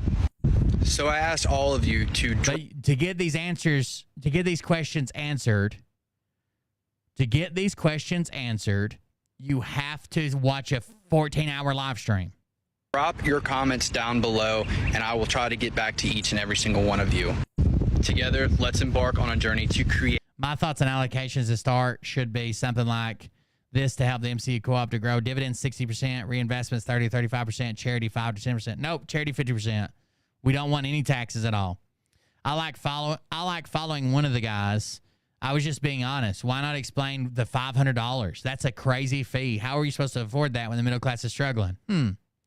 I see we need 20,000 members to proceed, but no mention of when we need them by or this falls through. Is there a date we need 20K by or a reason we need 20K? No. You need them all. As a member from day one, I've heard nothing except this by accident. How are you communicating with members? We have had emails going out to members, but some are saying they have not received them. Make sure to join our Discord. We're very active over there. God, I don't want to join their Discord. Tanya says, I've watched the videos and read everything on the website, and I'm still struggling to understand what the point is. What are the benefits for the members as individuals? This is a fantastic question. Here at the MCU, don't patronize me. This is amazing. This is the best question I've ever heard. It's a big, beautiful question. I don't think I've ever heard a better one. It's huge. You're building a fair and equitable system where you know exactly where your money is going and have a say in its use. The point is to give the middle class a voice they've never had before on Wall Street. With us, you'll know exactly where Basically, you're funding them to play CEO. This is my pitch because it's the same as their pitch. Let's get 40,000 people together to send me $500 so I can be a CEO until, we make money or we lose it all. I just always wanted to be a CEO of a company worth $20 million. Every cent goes. A lot of trust on them. This is all about transparency and empowerment, ensuring your contributions are used. Yeah, that's what we said earlier. They talk about how they're supporting the struggling middle class and then saying, $500 if you lose it all, who cares? $500 is the difference in a lot of people fucking eating for the month. For good. Tanya says, I've watched the video. Y'all remember when I made 20 million isn't shit on Wall Street. This video? I want to create a middle-class hedge fund. Yeah, we've heard you talk about it 100 times. We're actually doing that. That's happening. I made that video about a month ago. It was just an idea I had about uniting the middle class to... I'm gonna put the whole budget on blockchain. Exactly. You see, you may be wondering, what is a blockchain? Politics aside, what RFK is saying here is that we would be able to review everything that the United States government would be spending money on. We already can. You can just go look at their bills. They allocate money to spend on everything. Everybody, when they do the omnibus bill and everybody screams and yells, and how you can already do that. So that's exactly what we're trying to do here at the MCU. But to take it a step further, once you become a member of the MCU, you have to understand that... So the official account, someone says, well, we at least need to make our $500 back. They said, yes, we're aiming for our members to recoup their $500 ASAP. Our goal is to give the members a voice, not the elected officials' misuse of funds and help. But yeah, that's every corporation. Like if I wanted to go invest in BlackRock, they'd be like, look, our goal as a board, we have a fiduciary responsibility to our investors. Not the board getting extravagant vacations and gold-plated jet skis. We have a there's companies that are sued for not the board of directors making decisions that go against the investor's interest. All of them claim that they're going to take care of your money and treat you as, family, and we're going to get your money back and we're here for you. But that never happens, ever. This is not about making money. This is about you having a voice. Not only are you going to be able to see where all the money is being spent, you are going to have a say. Oh, now it's not about making money. Spent and what charities we give to. The whole entire point of Middle Class United is exactly what the name is, uniting the middle class. And even if we can get a small fraction of the middle class, the power that the middle class will have is extraordinary. Oh, no. Someone says, how do you pay its members? Do you pay as a percentage? If so, what percentage? And it says only 25% is going back to members, but it's also capped at $25 a year. Oh, no. To learn more about Middle Class United, please visit our website, which is... Here's a question. If you take your whatever savings you have and you invest it, do you need to know where every dime goes? Or do you just want to make a return on your investment? Would you be happy if, let's say you invested $50,000, would you be happy to know that every dime, where every fucking penny went, and lose it all? Or never know where any of it went and they're like, okay, you doubled your money in 5 years? Which is a better scenario? www.mcucoop.com.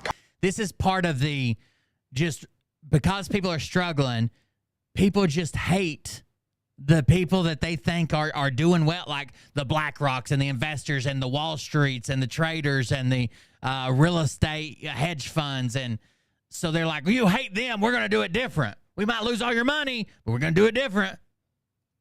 I'm going to put the whole budget on blockchain. Exactly. The American dream is officially non-existent. What do I mean by that, you may ask? Well, you see, the cost of... Does it look like any of the founding members here are struggling? Your first home is nowhere near where it used to be.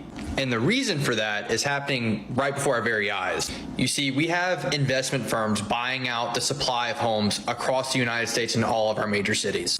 And I'm sure you can see the problem. We have investment firms.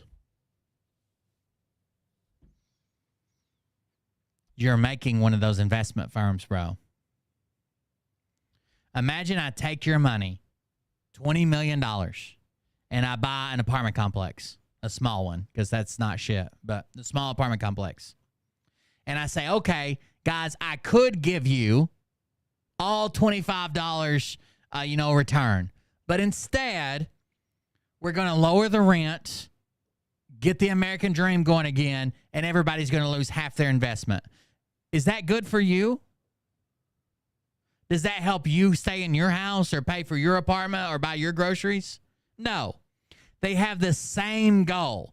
And the goal is not going to be, let's lose money to house people. It's going to be, we got to make money for our investors. Problem with that. These investment firms are coming in with endless pockets every single day, bidding out the middle class citizen. Now, in fact, they have a legal responsibility to try to make money, not lose it. There's a solution to all of this. That's why we created the Middle Class United, so that we can combat these financial institutions from stealing homes away from the middle class citizen. The middle class citizen does not. So I duet the older millennials video yesterday evening, and something interesting happened. I definitely was not expecting it, because I got suspended. And the interesting thing about it was not the fact that I got suspended, but the reasons that they put for that. If they were really going to do this and it wasn't about them making money, why wouldn't they just make a complete charity to where people can sign up automatically, shoot for a lot more people, but sign up automatically where you can, donate $5 or more a month, and we try to find people that are struggling to pay their rent. Was saying that it was and donate political or hateful. And that's concerning for me, obviously. And it's one of those things I avoid, but it's got me curious about the entire situation as to why they would choose to say that. Bro, you're talking too slow. Let's go. Why they would go after that. There are two groups of people right now in America that are struggling. Group number one is the unemployment, the minimum wage, and people living in poverty. That has been a problem for so many decades and needs to be addressed. The new bucket of individuals, this has started ever since the pandemic, started a little earlier, but it sped up during the pandemic. This is the bucket of what used to be the middle class. This is the group of people who are working. They have to preach. It's a very fine line they have to walk. They have to preach that the middle class is collapsing, failing, struggling, but also, who doesn't have $500 to send to me? 40, 50, 60 hours a week, working 2 jobs and a side hustle, barely getting by. These are people who have bachelor's degrees, master's degrees, trades, skills, work their way up in a company. So when we hear the boomers saying that you need to work harder, you're entitled and lazy, that is why that second group of people are getting so offended, because they're doing everything that they can. And they're not working a second job so they can save up for a house or go on vacation or buy their children stuff. They are working a second job just to keep the lights on, just to have a few extra $100 in an emergency fund. So that second group of people are now speaking up, and both groups need help, and that's why we need to come together and address the cost of living and cost of housing, because if we let this go another 5 to 7 years, we're going to see a huge gap in wealth. There are two groups of people right now in America that are struggling. Group number one is the unemployment, the minimum wage, and people living in poverty. That has been a problem for so many. NYC Conservative says, can you do a video explaining how we can make housing more affordable by joining? Another great question. Always a great. There's never a bad question, is there? That goes on within this question, but I'm going to try and give you a simple answer. The short and simple answer to this question is... Yeah, but like I said, I'm not watching a 7-hour video so you can explain to me what the fuck you're doing with the money. Simply supply versus demand. You see, right now, we do not have enough supply within this nation that to accommodate the...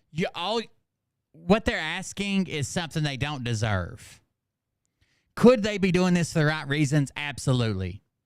But they're asking you for a whole lot of fucking trust. A ton of trust. Typically, when people get in these positions, I would say 90% of the time, they enrich themselves. They might even give you returns on your investment, but they're making money too. They're not level with you, right? Not at all. They're drawing a salary plus making a return. The demand that we have for housing. And how we can fix that is simply increasing supply. But for us to actually increase supply, we need unity within the middle class. Even if we could unite 5 million Americans, that would give us a buying power of $2.5 billion. And that is just with 5 million Americans. And at that point, we could leverage that money to create a lot more supply within this nation. NYC Conservative says, can you do a video? So we're going to somehow, there's a lot of demand. Markets correct themselves. If the demand is there, then the houses will be built, even though it takes time. It's not an instant thing to build houses. If the demand is there, then the market will react because the price is good and it'll build fucking houses. What are you going to change? You're going to build them faster. You're going to build them cheaper. You're going to build them in a fucking plant and ship them to people's houses. You're going to use a 3D printer. What are you going to change? If the demand is there, the market will correct itself. Unless there's some type of shortage of lumber or workers, or what are you bringing to the table? Just more money to do it? Because there's already people with money doing it. Jimbo Bailey says, I like following one of the guys. I was just being honest. Why not explain the $500? That's a crazy fee. I'm sure you're not the only one with that concern. So here's a video explaining further why we came up with $500. The reason why we chose the amount of $500 That's a great question, by the way. It is significant enough for... Yes, Dr. J. That's a great emote, by the way. And yes, legend. So maybe they'll build then become landlords. Exactly. They're going to have a ton of investment property that you bought for them. That's a great question, by the way. You, the members, to hold us accountable. Oh, Michaela Robertson. That's a great job tagging people, by the way. Which is really important. You need to know where your money is going, and we also didn't want to create a fee so high where it would price out the middle class. 50% of return on investment, I think. But on the flip side, we needed to set an amount to where we could actually give power back to the middle class. And so this is the amount to give power back to the middle class. The other guy even said this. I don't know why this hasn't been done before. Okay. Is the middle class a new concept? That's a great set of skulls, by the way. Is the middle class a new concept? No. Is an investment fund a new concept? No. Is real estate investment a new concept? No. Are people investing in real estate a new concept, even in the middle class? No. I know plenty of people in the middle class that have rental homes, and basically their renters usually just pay for the mortgage and they get a free home at the end, technically, besides maintenance and upkeep and shit like that and whatever. None of these are new concepts. So if this was going to work to drastically change the market, you didn't just stumble upon it in 2024.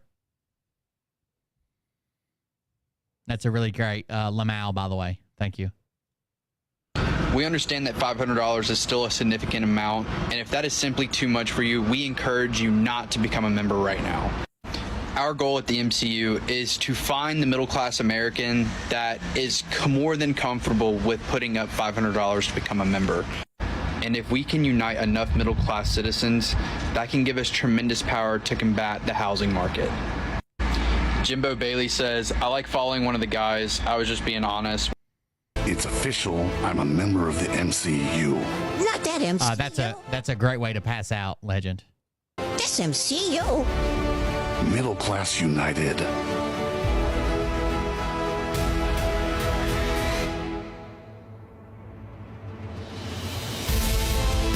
That's a horrible video. All right, ladies and gentlemen, from tomorrow all the way into the first, time to take the week. I don't think I need to tell you that the American middle class has been declining for quite some time. This is just a middle class video. The average household in 1950 had one income, usually from the husband, had 2-3 kids, dog or a pet.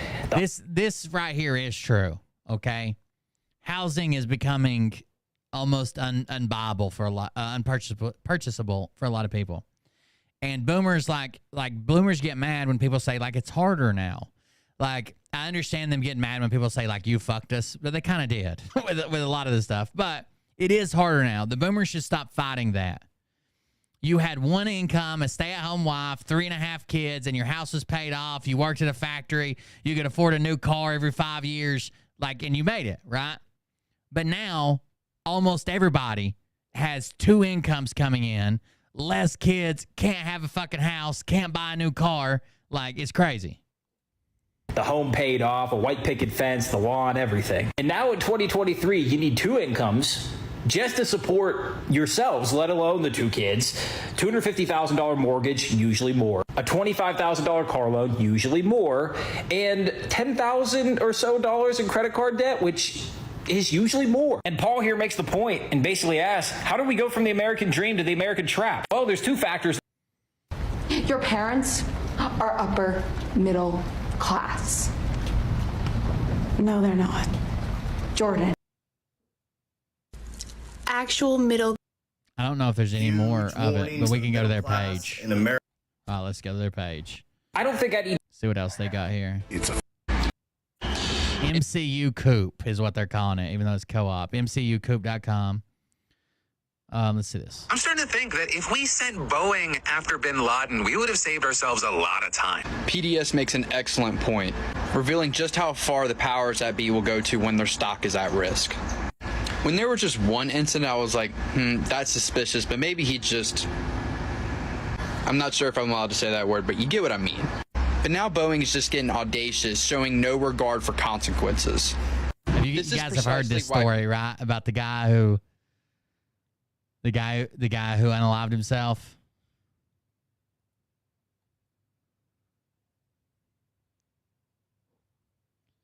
After testifying about Boeing. Have you guys seen that story? We'll talk about it. Middle class must unite. Demonstrate to these massive 40K is just their launching off point. They want a lot more people, apparently. Corporations that when we unite, we are unstoppable. If you'd like to join our movement, please feel free to check out more info in the bio.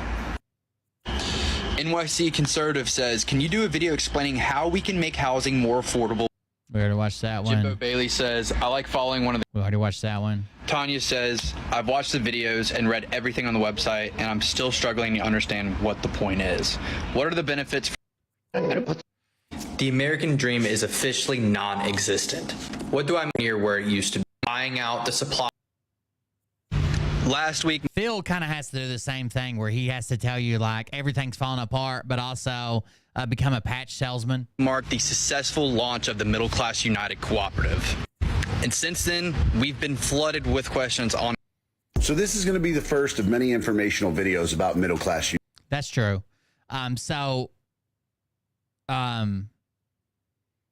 When Mariah and I were looking for a home, there were investment firms that were buying homes illegally, I think, before they were even listed. Like they weren't technically, they were getting tips from real estate agents because they would pay a premium to buy the homes above asking, and you would get a bigger commission.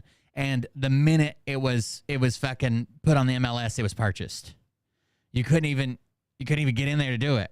Sight unseen, they were buying them to renovate them, to flip them, to rent them out, whatever. Like they make a lot of money. United, formerly known as the Middle Class Hedge Fund. And don't forget, if you want to sign up for more information or be alerted the moment formerly known as the Middle Class Hedge Fund. Weird they changed the name. Just click the link in my bio, put in your information, and you'll be all set. But when they change the name, it's words that they don't want associated with them, right? They were investors, again. Now they're members. They were a hedge fund. Now they're a cooperative.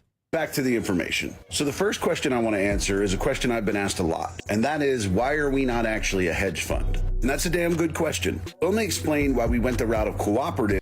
What should happen is the market should correct. Now, this always takes time, but let's say that single-family homes, 3-bedroom, 2-bath, and a car garage are being bought up, and they're asking ridiculous amounts for them to make profit. What should happen is cheaper homes come on the market, apartments come on the market, other homes come on the market that can undersell. But right now, the demand is so high that they can basically ask what they want for them. So the best thing to do would be, now, I don't believe in these things, like, nobody buy gas this weekend. We'll show the people. But if you could make it work, the best thing to do is nobody buy a fucking house. Stay where the fuck you're at. Sign another year's lease. Stay where you're at. Stay at the house you don't like. Don't fucking buy it, and prices would fucking bottom out. The problem is people are dying to get a new house for whatever reason. I guess they got sick of theirs during COVID, and they'll give literally over asking price for a house, and all that does is drive the market higher. If I'm listing houses for $250 and I'm getting $270, I'm going to start listing them motherfuckers for $270 and start getting $290. And I'm going to keep doing that until someone breaks it, until they stop buying it. I've seen houses here locally. One we were looking at, I think it was $220. They were asking $220. And then the COVID stuff happened when we lost our house. All that stuff went crazy. It went up to $312. And just the other day, I saw they had to drop it back down to about $250 something, $252 maybe. So some things are coming back, and it didn't sell. It like went up. They were asking. They took it off market for a little bit, put it back on market, had to lower the price. Rather than a hedge fund. So the original idea of a hedge fund was great in theory, and it allowed me to communicate my point to people very effectively, but we didn't go that route. Yeah, so I'm not in a great situation. I would like to own a piece of land and start doing stuff, and sometimes I get so frustrated. Like, all I want to do is buy a fucking piece of land. I don't have the money and credit but in my head, I want to do it right now. But I just got to wait. I got to stay where I'm at. I know that eventually we need something else, right? Liam, especially becoming a teenager, needs his own space, his own space to get away. Right now, he shares a room with his brother, which his brother's never in there, but still, he's got his computer and stuff. But he's gonna want his own room, his own space. Right now, they think it's really cool to live at the river. He loves it. He tells all his friends and brags about how they got snakes in the river and fun and games and a trampoline and all this shit. They go to the woods and there's hiking trails. But as he gets older, he's going to want his own space, his own thing to do. So I really, really, really want to buy a piece of land and move into it. I just can't right now. The market's not right. Like, it's got to correct at some point. Of an annoying little thing called the Accredited Investors Act. Now, that act puts a lot of limitations on the people that can participate in it. This is exactly what they're doing. They're avoiding the Accredited Investors Act. So the Accredited Investors Act basically makes sure that you make at least this much, have at least this much in the bank, have financial stability before you can invest in some of these apartment complexes and shit. Grant Cardone found a way around this too. They're almost modeling this after Grant Cardone's fund. So he has Cardone Capital. If you don't know him, he's a fucking shyster too. But he had Cardone Capital. And all the time, he would complain about the market share that he couldn't get to of lower income people. He would say it in a way that made it seem like it was free. Like, oh man, I really wish I could give you guys this opportunity. I really wish I could give you this opportunity. I really wish I could do this. I really wish I could do that. I really wish I could get this to the middle class, But what he's actually saying is accredited investors, the people that meet these requirements, I think they have to make over $300,000 if you're married. You have to make over $300,000. You have to have so much in savings. You have to prove this stuff to them, right? What he's really saying is the accredited investors, the percentage of people that are qualified as accredited investors is a small percentage. If he can open it up to anybody who's got $10 in their pocket or $500 or whatever in their pocket, that's a lot more people that'll send him money. So what Grant Cardone does is he takes money from people. He got around it. He was able to get around it and get approved to take non-accredited investors. He takes your money and he goes buys an apartment complex. And they fix it up. They make it nice. They raise the rent. They make money and send you a check for dividends. But at the end of the day, he owns all of that shit. He owns all of that shit. He used your money to buy it. He'll give you back dividends and shit, but he owns it, right? He has probably quadrupled his net worth with this because people think he's a good investment guy. They send him money because they want their investments to return. This guy isn't even a good investment guy. He's just a TikToker. Hedge fund. First of all, anyone who invests... Yeah, property taxes suck, but they fund a lot of things locally. In a hedge fund has to make at least $200K. They also have to have more than $1 million of net worth. That pretty much counts out all the middle class. $200K, $1 million in net worth to be an accredited investor. So that wasn't going to work. In fact, it almost seems like the system is designed to keep out the middle class, but that's for another video. So we went back to the drawing board and came across the idea of a cooperative. Now, one of the biggest benefits of a cooperative is you don't need accredited investors. Pretty much anyone... But what else does it prove? What else does it prove? Like, you can say, like, they do this accredited investors thing because they just want rich people to get richer. No, it proves that you have some financial aptitude. You have money to lose. And this is only on unregistered securities. This isn't like, you guys know you can invest in the stock market, right? We're talking about unregistered securities. That would be some type of stock or fund or whatever that doesn't have a registration statement with the SEC. So we're all buying an apartment complex, or we're all going to buy gas stations in Texas, or we're all going to buy this, not investing in like, BlackRock or Walmart. Okay. Yeah, you can say the only reason they do this is because the rich keep getting richer, but it's also proving that you have like financial aptitude and you can bear the loss. If they didn't have this law, people like this motherfucker would be out here running and taking up everybody's money. He wanted to do a hedge fund. He'd be taking up everybody's money, and then everybody'd be going to the government being like, I didn't know what I was invested in. They took my last $500. 18 or older can join a co-op. It doesn't have an income requirement. It doesn't have net worth requirements. So it really opens things up for everybody to be able to participate. So we ultimately decided... They're usually called private offerings, which is an unregistered security. Decided on a real estate focused cooperative. And we decided that for two reasons mainly. One, being the stability and growth as real estate as an investment. And two, because the housing affordability crisis has hit the middle class harder than anyone else. We felt we should work within something that has actually affected the people we want to help. I'll also say that if you guys know anything about me, I'm impatient as hell. And a cooperative allowed us to create all of this way faster than a hedge fund. That's because, one, we didn't need to file with the SEC. And even better, membership in a cooperative is not considered a security. This is going to allow us to invest in a wide array of businesses. And it offers us so many other viable options in the future. Now, basically, he's saying, I got your money faster, and I don't have to prove that you can afford to do this. like I said, this is just the first of many videos that is going to be coming out this week. So if you have more questions, please leave them in the comments. We will do everything we can to answer every question you have. I know I'm looking forward to your questions. And don't forget to sign up to be alerted as soon as the information comes out and as soon as we launch. So again, I guess what I would like to leave here is, could these guys be doing it out of the kindness of their heart, and no one's going to fuck you over, and you're going to be helping people, and in 20 years you'll get your money back? Sure. Is that likely? Absolutely fucking not.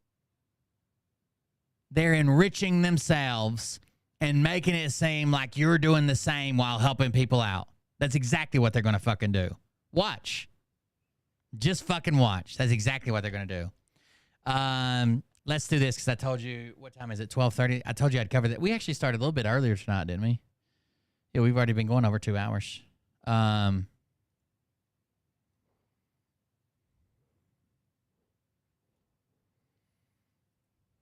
on just a second.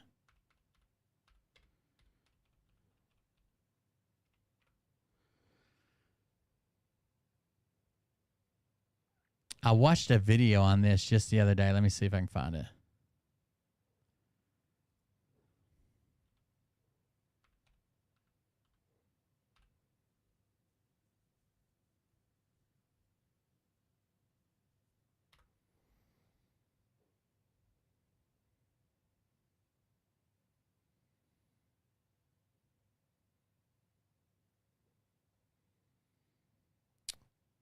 What is the guy's name?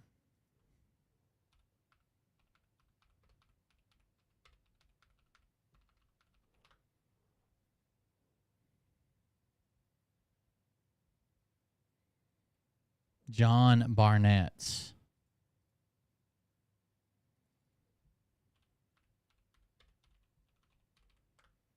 I just watched a thing on him the other day, I thought. Did I watch it on YouTube? I hope so.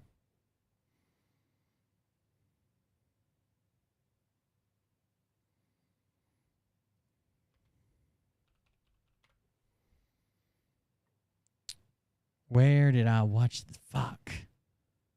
Where did I watch that? It must not have been. It's also been a couple weeks, so it could be. I guess that could be the problem. I watched it before a show we did about, and the guy broke it down. Even his lawyer spoke, so he was so happy to finally be able to get to testify and shit. He was so happy to finally be able to testify and living his best life or whatever. Then suddenly he somehow unalives himself in his hotel parking lot before he's supposed to testify the next morning. Like, it looks so fucking bad. If I can find it. Give me just a second. There's a bunch of videos on it. I'm not asking for links. I'm trying to find the one that I watched because it was really good. If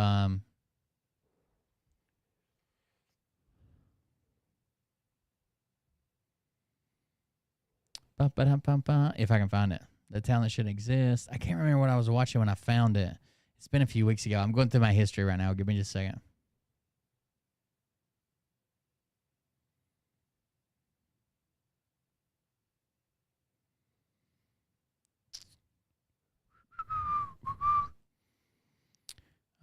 I remember these videos. I remember watching these. I remember those. Yeah, that's right.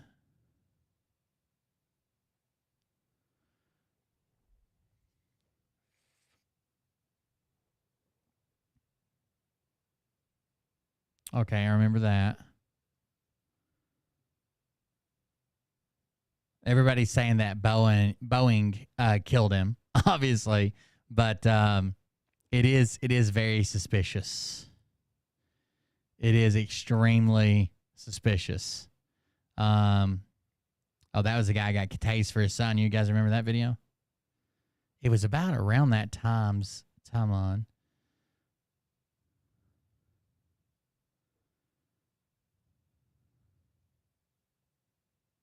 There's also, have you guys seen the video about the guy going to jail in Australia?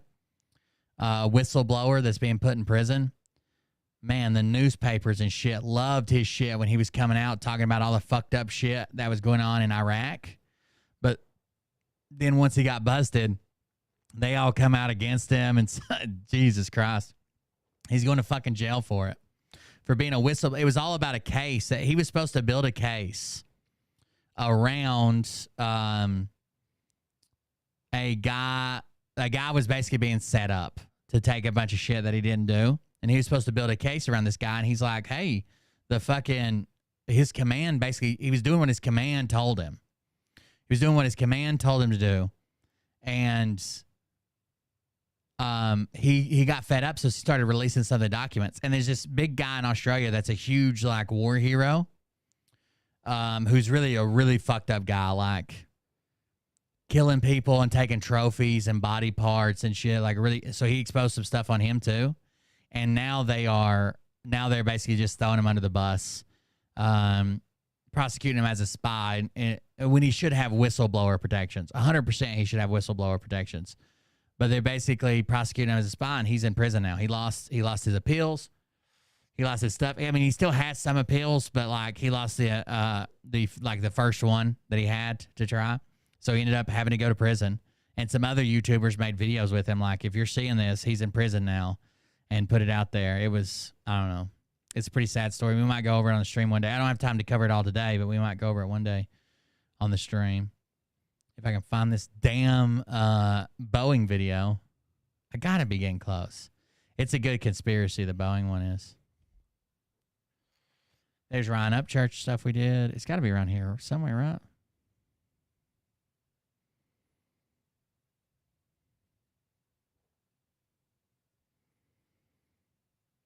I just don't think it had Boeing and shit in the title because it would have been taken down, I'm pretty sure. And it couldn't have any conspiracy stuff in the title. So it's got to be something else here. But I don't know how to, other than history, I don't know how to search through videos that I've already. It's not it. Sorry, I know the dead air sucks. Go donate or something. Make an alert go off. There you go. Just go make an alert happen. That was all around that. Got that. A little bit of music. Insta360 was asking people to hide that there was a sponsored video, which is fucking crazy. Insta360 wanted to we're sending out YouTubers their new camera they got that's kind of like a GoPro, and asking people to not divulge that it was a sponsored video or that they were given the thing for free. Maybe just don't say that we sent you the camera for free, or maybe just don't say that we're sponsoring you, which is crazy illegal and shit. Like, you can't do that. But they were just straight up asking people, like, wouldn't it be a good idea if you just didn't tell people?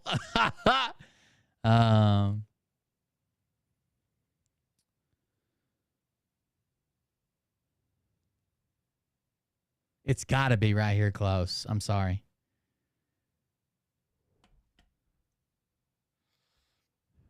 I just remember watching it. I hope I didn't go fucking past it. And it was actually put together so well. I even thought about, like, that's a good video. I should show it on the stream. But I'm an idiot.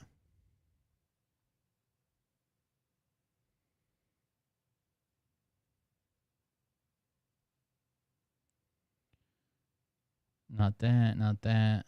If I haven't found it in just a second, we'll just search for one and watch a different one.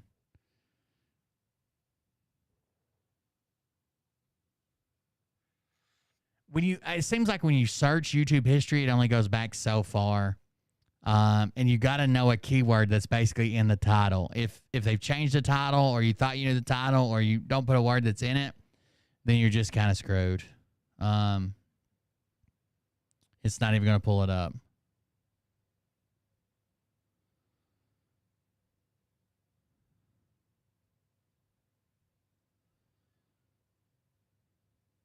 Ooh, it might have been right around here. Here's some pilot videos. Come on, you got it. Where you at?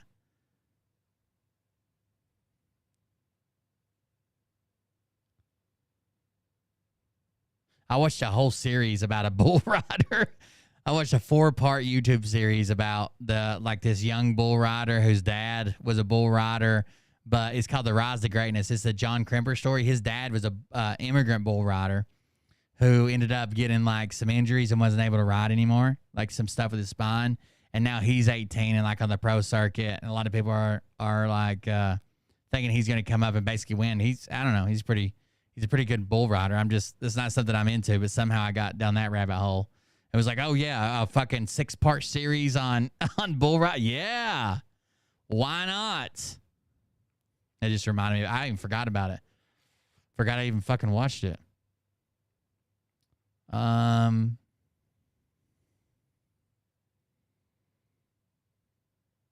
it, I'm not gonna find it, am I?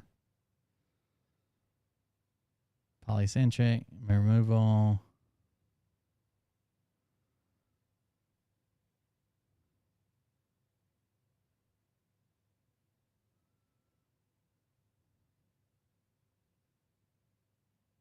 Fuck. The guy's name's John Barnett, I think. I'll just have to find a different video to watch. I hate stopping looking through something like this because in my head I think, man, if I just scrolled one more time, that would have been it. So it's like I can't fucking stop scrolling. It's like an OCD thing or something because I think, just a second. The next time I scroll down, it's just gonna be sitting there. But in all reality, I probably already passed it, and then who the fuck knows? So, God, there's too many of these are Eli. Way too many of these are about Eli. I also watched a breakdown of you guys remember last year, maybe it's been 2 years now, the Dallas air show where the 2 planes hit each other in Dallas during an air show. Well, there's a couple of complete breakdowns and the FAA's report on it about how basically the air show boss was just an idiot. He didn't have the stuff planned out like he should have. They were just going to do it on the fly. The guy in the rear fighter jet that hit the cargo plane, there was no way for him to tell that they weren't already clear. He was told that they were already clear. So the guy in the very rear fighter jet struck the second or whatever cargo plane, right? And right before he did that, he was told that he was clear, but it wasn't him. It wasn't him that was the air boss was saying was clear. It was only the lead plane. So there's like 3 planes in a row, and the first plane was clear, but he made it sound like all of them. Like he said, like P-38, you're clear of the whatever. So, I mean, he basically got set up, and all the people on board died, both planes, which is pretty common in an airplane crash. But still, all people on board on both planes fucking died, and it's all the air boss being a piece of shit. They even asked him if sitting there looking at all the details now, if he would change anything. He's like, well, that's a very complex situation, but no, I don't think I would. Which is wild, dude. Like fucking 8 people, 10 people, whatever died. You wouldn't change anything? You ain't got a single thing you'd be like, well, I guess I could have, we could have done this, or we could have briefed about it, or we could have done something? Nothing? You wouldn't have changed anything? I don't know. That was just wild to me. It's just wild that he's like, it's a complicated question, but now I think I do everything the same. Everything the same. All right, I'm not going to find it. Let's grab another one. John Barnett. Boeing kills whistleblower. That ought to do it. I wanted somebody that broke it down, not like a news story, because I wanted somebody that broke it down. Maybe this one, Boeing is evil. That's Penguin. I'll keep looking through my history as well. Another Boeing whistleblower has died. What a weird coincidence that is, right? 2 Boeing whistleblowers dying under mysterious circumstances back to back in a matter of only 2 months? Man, that's peculiar, isn't it? Must just be really bad RNG. No reason to investigate that any further, I'm sure. So for those that don't know, being a Boeing whistleblower is more detrimental to your health than smoking cigarettes. At least the cigarettes kill you slowly over a period of years, whereas being a Boeing whistleblower kills you almost immediately. Like, skydiving without a parachute is safer for you than blowing the whistle on Boeing and all of their shadiness. So a month ago, there was a Boeing whistleblower named John Barnett who was found dead with apparent self-inflicted gunshot wounds, the timing of which was really interesting considering he was at the tail end of an extremely important lawsuit that he was engaged in with Boeing. And according to everyone that knew him, he was extremely excited to be done with that lawsuit. And in fact, shortly before he was found dead, he'd actually told people that if he does turn up dead, just know he didn't do it to himself. Probably circumstantial evidence, that probably doesn't mean anything. Just don't think too hard and accept it. He literally told people, like, if I show up dead, I did not kill myself. If I turn up dead, I didn't kill myself.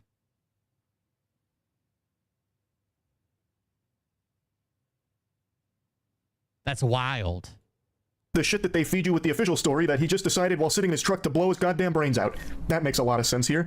I stand by my assessment that John Barnett was assassinated by Boeing. I don't believe it's Boeing themselves, but I believe it's a couple high-ranking members within Boeing that are taking matters into their own hands and doing these things. It's the only explanation that makes any level of sense to this. So I made a whole video breaking down the evidence in the John Barnett case, as well as an entire Red Thread episode dedicated to uncovering all of the shadiness and corruption within Boeing. That company is fucked. Jackson, Windigoon, and myself went through the entire history of Boeing, and they are so corrupt it would make Umbrella Corporation blush at how evil Boeing is. It is shocking. So I really do think that these 2 whistleblowers were the victims of some kind of assassination. So let's talk about the most recent whistleblower. His name is Joshua Dean. I learned about it last night while playing Crab Souls, and well, it's not the real name of the game. The name of the game is Another Crab's Treasure, and it's a banger. But while playing this game, chat told me that another Boeing whistleblower had just turned up dead, and I thought they were memeing.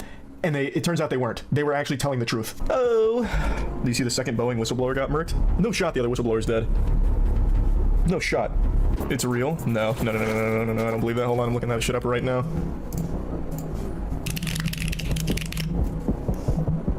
No! What? It's just in plain sight. Yeah, whistleblower Josh Dean of Boeing supplier Spirit Aerosystems has died. What? Another Boeing whistleblower is dead. 6 hours ago, yeah. Joshua Dean, a former quality auditor of Boeing supplier Spirit Aerosystems and one of the first whistleblowers to allege Spirit leadership had ignored manufacturing defects on the 737 MAX, died Tuesday morning after a struggle with a sudden, fast-spreading infection. Oh, that's interesting. This time it wasn't bullet to the head? They're getting creative with their assassinations. That's crazy. This is the most dangerous thing you can be as a Boeing whistleblower. That's more dangerous than being like a fucking volcano lava taste tester. This shit... Volcano lava taste tester. His entire family stated he was healthy until after he blew the whistle. He lived a very healthy lifestyle and the illness was sudden and unexpected. They contracted that. Stick it to the moniosis from Boeing. Joshua Dean was a quality auditor at Boeing supplier Spirit Aerosystems and was among the first whistleblowers to accuse Spirit leadership of ignoring defects on the 737 MAX, and he died shortly after contracting influenza B, MRSA, and then developing pneumonia. Now, for those that are unaware, Boeing has a history of just ignoring safety precautions and just hiding things. So in the previous case with John Barnett, we actually learned quite a few alarming things, such as there were times where scrap metal was used for Boeing planes in order to meet deadline. Hold on, let me read this story. I think this is, maybe I didn't watch a video. Maybe I read it. I don't know. John Barnett was called Mitch among family and Swampy, or Swamp Dog, by friends, a reference to a warm heaviness of his Louisiana drawl. He had lots of tattoos, raced cars on dirt trucks, drove a bright orange Dodge Ram pickup truck, was known as the Funkle by his doting nieces and nephews, to whom he jumped at the chance to move closer when Boeing, his then employer of 22 years, announced it was opening a massive final assembly plant in North Charleston, South Carolina for its new 787 Dreamliner in 2010. The job, overseeing a group of 10 to 12 quality assurance inspectors, quickly turned out to be the stuff of night terrors. Boeing had relocated south to avoid the machinists union, which they're having problems with cars and shit too, like companies moving to avoid the unions. But they had no real plan for circumventing Charleston's distinct dearth of machinists. Swampy was a good teacher, but Boeing executives did not shy away from voicing their opinions that quality assurance itself was fundamentally frivolous. At Boeing's Everett, Washington facility, each quality assurance inspector was assigned to examine the work of 15 mechanics. In Charleston, that number was 50. So at one plant, one QA guy checks over a guy of 15 guys working, 15 machinists. In South Carolina, one guy's supposed to check over 50. And the mechanics themselves, more often than not, were guys who had been flipping burgers a month ago. As Swampy put it in multiple interviews, so every day the workers he supervised inspected planes that had been assembled by complete amateurs, while the bosses to whom he reported insist the fry cooks were perfectly qualified to self-inspect their own workmanship. Every day was a battle to get Boeing management to do the right thing, Swampy's brother Rodney Barnett recalled in an email. Now, you guys, some of you all might not know, but I was a jet engine mechanic, and you want to talk about some QA/QC, it's insane. Or it should be. Obviously, it wasn't here. In 2016, a doctor warned Swampy he'd have a heart attack if he stayed at Boeing much longer. Last weekend, when a front desk worker at the Holiday Inn Charleston called to say that Swampy had been located in his orange Dodge Ram, the EMS is coming, his lawyer, Robert Turkowitz, figured his weary heart had given out on him. He'd known Swampy since January 2017, when he got a call from a newly retired manager about what he'd witnessed at the 787 plant. They filed their first complaint in Barnett versus Boeing Company that very night. More than 7 years later, their case was so he had been fighting this case for 7 years, and it was finally on the home stretch. And Swampy, now 62, was scheduled to show up at the downtown offices of Boeing's defense firm, Ogletree Deacons, at 10 a.m. on Saturday for the third day of deposition. So it's not like he got cold feet. This was the third and final day of his depositions, right before the third day. The trial date had been set for June. He was really glad to be finally getting the whole story out on the record, said Turkowitz. I think it was cathartic for him. He enjoyed it. On the first day of the deposition, Swampy had killed it because no one knew more about the case than he did. But when it came time for Swampy's own legal team to take over questioning, he began to wear thin. He was exhausted by the burdens of going over the minute details of his 6-year odyssey, minute-by-minute details. Oh, I'm sorry, minute, I guess. I was trying to make it make sense. Over the minute details of his 6-year odyssey into the depths of aviation hell. They agreed to break around 6 p.m. and come back the next morning. So 6 p.m., they're like, okay, we're going to take a break. We'll be back the next morning, and that'll be the final day. After which Swampy planned to drive straight back to Louisiana. He could no longer stomach flying after what he had seen on the 787 plants. This guy worked for Boeing on the 787s and quit flying with what he saw at the plant. That should tell you something. He grabbed some Taco Bell on the way back to the Holiday Inn. There was still condensation on the cup of melted ice the hotel manager found when Turkowitz asked if the receptionist could check his room the next morning.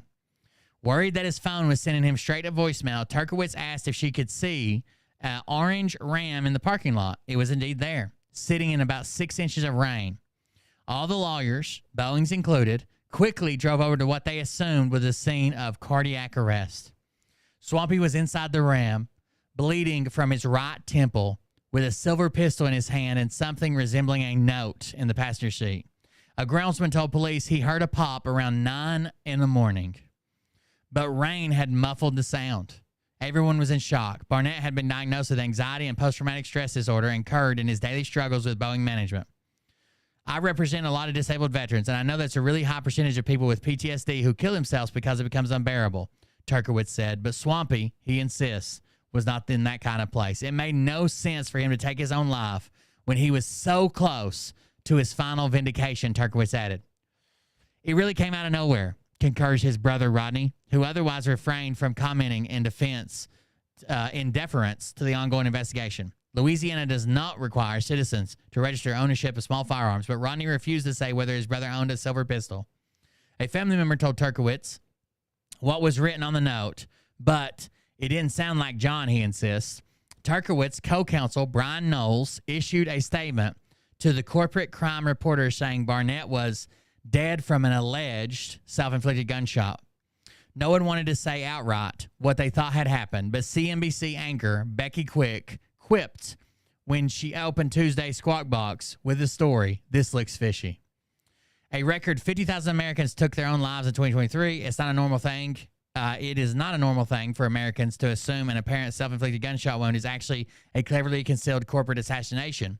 But that was the conclusion just about everyone who saw the news of Barnett's death posted on X yesterday, just a few ominous hours after we had heard a Charleston-built 787 flying over New Zealand randomly plunged so suddenly that some 50 passengers who weren't wearing seatbelts slammed into the ceiling and required hospitalization. So literally, just a few hours after that is when they announced he's dead, when one of these 787s falls out of the fucking sky and people that weren't wearing the seatbelts hit the ceiling of the plane. You want to talk about, like, you've hit turbulence before, right? You've even felt light in your seat before. Could you imagine hitting turbulence or falling out of the sky so fast you hit the ceiling of the fucking plane? I personally have trouble believing Boeing would plot a whistleblower murder, mostly because there are dozens of internal whistleblowers where Swampy came from, and it would be impractical to kill all of them, especially given that Boeing has thus far enjoyed exceptional impunity without bringing about the mysterious death of any crucial witness. Save, of course, for the pilots and the crew of the 737 MAX jets, whose uncommitted nosedives in the earth 5 years ago precipitated the quick descent of reputation of America's last great manufacturer into the ranks of corporate cartoon villains like Purdue Pharma and Corinthian College. Last month, we explored the affiliations and career histories over an incestuous clique of Boeing attorneys and the Justice Department officials who facilitated the shameful deferred prosecution agreement. That ended the criminal investigation of Boeing's homicidal conduct with regard to the 737 MAX. Conspiracy fans will be interested to read about the thicket of connections between the lawyers who drafted Jeffrey Epstein's shocking 2008 immunity deal and those who coerced Boeing's, which was signed on January 6, 2021. Whatever the significance of those eerie connections, Boeing has thus far proven so immune from consequences for its greed-driven decisions that a federal judge warned the DOJ in open court 2 weeks ago that its mysterious resistance to properly investigate Boeing was jeopardizing its own reputation in the eyes of the American people. So a federal judge even told the Department of Justice, like, this is looking fishy. Why aren't you investigating these motherfuckers? The judge said that while this ruling in the judge said this while ruling in the DOJ's favor in a case filed by 737 MAX families to force the agency to hand over its files on the decision to close the Boeing case with a toothless DPA. The judge, Barry Howe, denied the family's motion but rebuked the agency for failing to take seriously the reputation of the Department of Justice in responding to all the smoke that has been generated by this DPA. As evidenced by its delayed prosecution. As evidenced by its failure to send a single lawyer from the fraud division to the March 1st hearing, it's the Department of Justice's reputation at stake here and how they will protect how they are protecting the public interest, she told the courtroom. 8 days later, the Wall Street Journal broke the news that DOJ had opened a new criminal investigation in Boeing's culpability for the door plug that flew off the 737 MAX operated by Alaska Airlines on January 5. Given all we have learned in the past few weeks alone about Boeing's institutional rot, its failure to install a single bolt that would have fixed the door plug, the Alaska Airlines feel they save money on a single fucking bolt per plane. Imagine the profit they make on a plane selling it to an airline. And they save money on a single fucking bolt that they knew would fix this issue. A single bolt per plane. Of its fix the door plug in Alaska Airlines fuselage that the Alaska plane was scheduled for a safety check the day the door plug blew out. Its failure of 33 of 89 FAA audits. The jammed rudder that caused a near miss in a 737 MAX in Newark last week. The passengers noting wing coming apart on a San Francisco to Boston flight that was forced to make a premature landing. Its ongoing effort to fast-track malfunctioning de-icing function. The use of Dawn dish soap and hotel room key cards to check door seals. One might assume that proving the company had violated the terms of its DPA would be a cakewalk. But, as it's written, the only actual requirements for complying with the DPA are that Boeing cooperate fully with domestic and foreign regulatory authorities in any investigation in the 3 years in which it remains in effect. To be sure, the National Transportation Safety Board accused Boeing last week of refusing to cooperate in its investigation of the flyaway door plug. Boeing maintains it has cooperated fully and transparently with the NTSB. It simply does not possess the documents the agency is seeking because it no longer documents the repairs and procedures the agency is accustomed to asking for documentation of. Deliberate non-documentation was a cornerstone of the new Boeing culture with which Swampy came into constant conflict. In 2014, he was reprimanded in a performance review for documenting process violations in writing instead of flagging issues verbally and working in the gray areas. So they don't want this shit documented. And he was written up for documenting violations, but he was just supposed to tell people. And it literally says working in the gray areas in quotes. That was part of the report where they wrote him up. Swampy explained in an interview earlier this year with TMZ, the quality is overhead. Quality is overhead, not value added. Sitting before a commemorative plaque from his work on the space shuttle program on which he worked before Boeing brought the Rockwell division that managed the shuttle contract.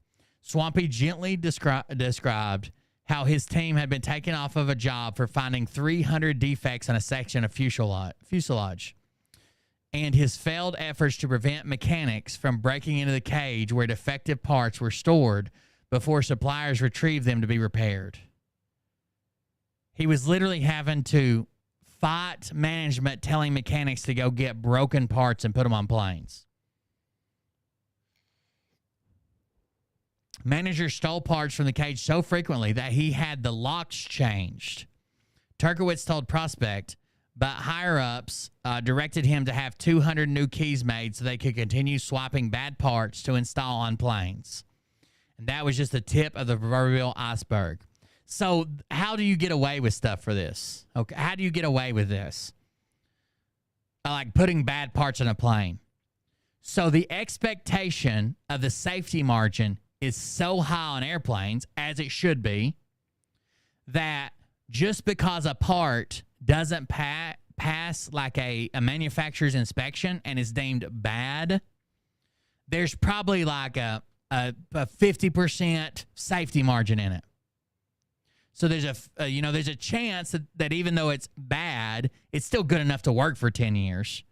But the reason we don't put it on there is because there's this huge safety margin. But when we start ignoring that safety margin, they're like, well, does it technically work?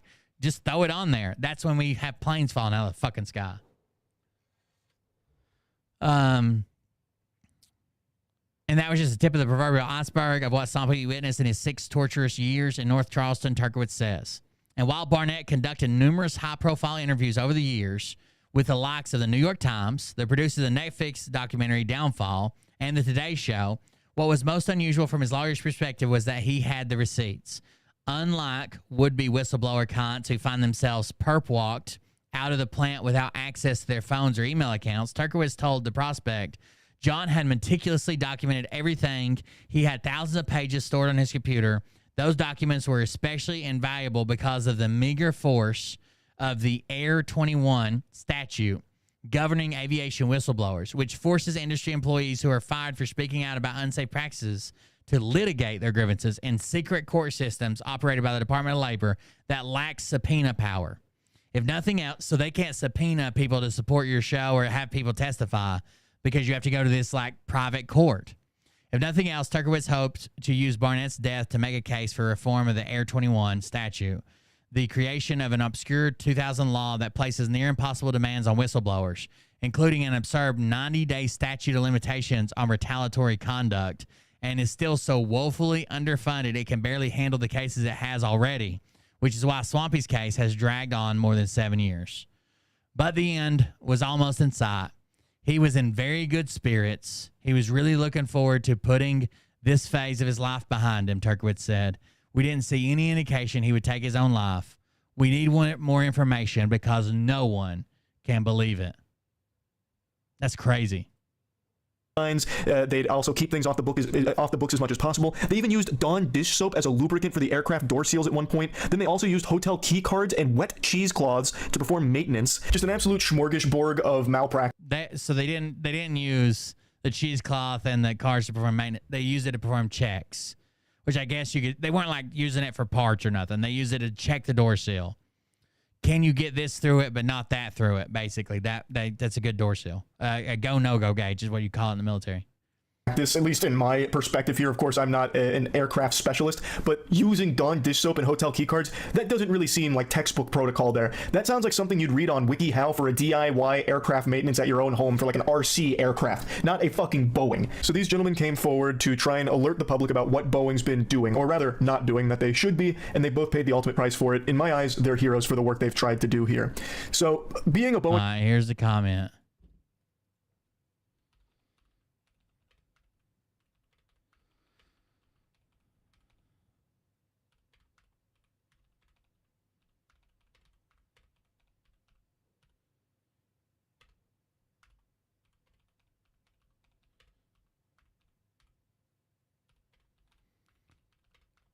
This is what I don't understand about people. Someone just said, sorry, Will, smart meters are bad. If old meters were no problem, why replace them? Old meters did have problems. Often.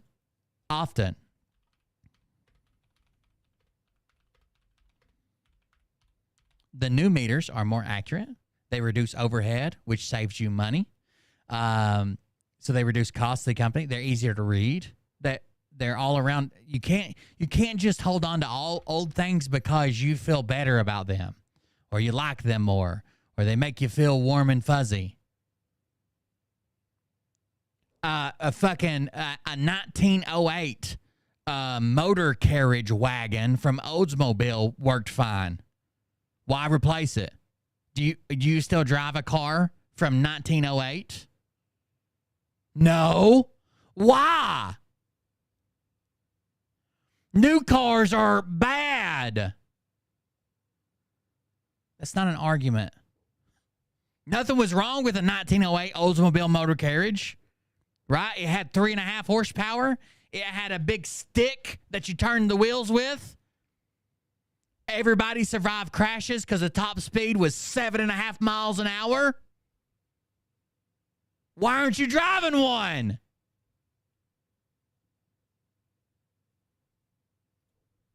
Whistleblower is basically like just taking a cyanide capsule at this point. Never get a fucking speeding ticket, ever. It seems. It's just more of a matter of when, not if, you turn up dead, I suppose. Let's go deeper into the case of Joshua Dean here, because this one seems so blatant. His mother and stepfather described him as a health nut who rarely drank and attended church regularly. He started feeling sick around 2 weeks ago. He stayed home from work for a couple days, but things got worse. Sunday, April 21st is when his mother got a call. It is silly just to say old things work, so why? Right? I mean, that's silly, right? Do you have a cell phone? Do you have a flat screen TV? Do you have carpet in your house? You got shingles? You got Let me call up the thatcher to get my roof rethatched. Oh, no, you got shingles? Or a metal roof? Why? Nothing was wrong with thatching. Him that he was really sick, having trouble breathing, and he went to immediate care, and they told him he had strep throat. She went to check on her son and telling him to call her if he felt worse, and he did call her a couple hours later and said that he was going to the emergency room and that he was scared because they found something in his lungs. He tested positive for influenza B, he tested positive for MRSA, he had pneumonia, his lungs were completely filled up, and from there he just went downhill. This was a stunning turn of events for Dean and his family because he was described as someone who was very healthy, he went to the gym, ran nearly every day, and was very careful about his diet. Yeah, quote, "This was his first time ever in a hospital. He didn't even have a doctor because he was never sick, but within days his kidneys gave out and he was relying on an ECMO life support machine to do the work of his heart and lungs. The night before Dean died, Green said medical staff in Oklahoma did a bronchoscopy on his lungs. The doctor said he'd never seen anything like it before in his life. His lungs were just totally gummed up and like a mesh over them. Unfortunately, it sounds like Dean came down with a severe case." They gave him some type of new virus. They gave him COVID-2 that won't be coming to a home near yours for until at least 2025. Case of Boeing whistleblower lung, which is a serious medical condition that only affects Boeing whistleblowers in particular. It makes coal miners' lungs look clean in comparison. So I'm not surprised that this was the doctor's first time seeing anything like this, because typically a Boeing whistleblower doesn't even survive long enough to make it to the hospital in one piece. This fucking company is rotten to the core. Green says she asked for an autopsy to determine exactly what killed her son, and results will likely take months. "We're not sure what he died of," she said. "We know that he had a bunch of viruses, but we don't know if someone did something to him or did he just get real sick." In my unprofessional opinion, I think someone did something to him. I think the infection he contracted was Boeing hitman brand disease. I think he was poisoned. This is someone that took their health extremely seriously, and only a short period of time after coming forward with information about Boeing's negligent practices does he get extremely sick and then die, all in a short span of time, with something that doctors had never even seen happen before. That's a little suspicious. And this is the second whistleblower that has died under mysterious circumstances in yes, sequels are always more dangerous. 2 months. Wow, what a crazy coincidence. To me, this feels like someone or a group of people within Boeing is taking matters into their own hands and making an example out of these whistleblowers, because Boeing is a massive company with so many people in it. And thus, there's a lot of people that are privy to all the shady shit that they've been doing over the past couple of decades. So by sending this message, not so subtly, that whistleblowers don't have a long life expectancy, it makes people afraid to come forward with their own accounts. It makes more whistleblowers afraid to come forward. And I think that's the goal with all of it.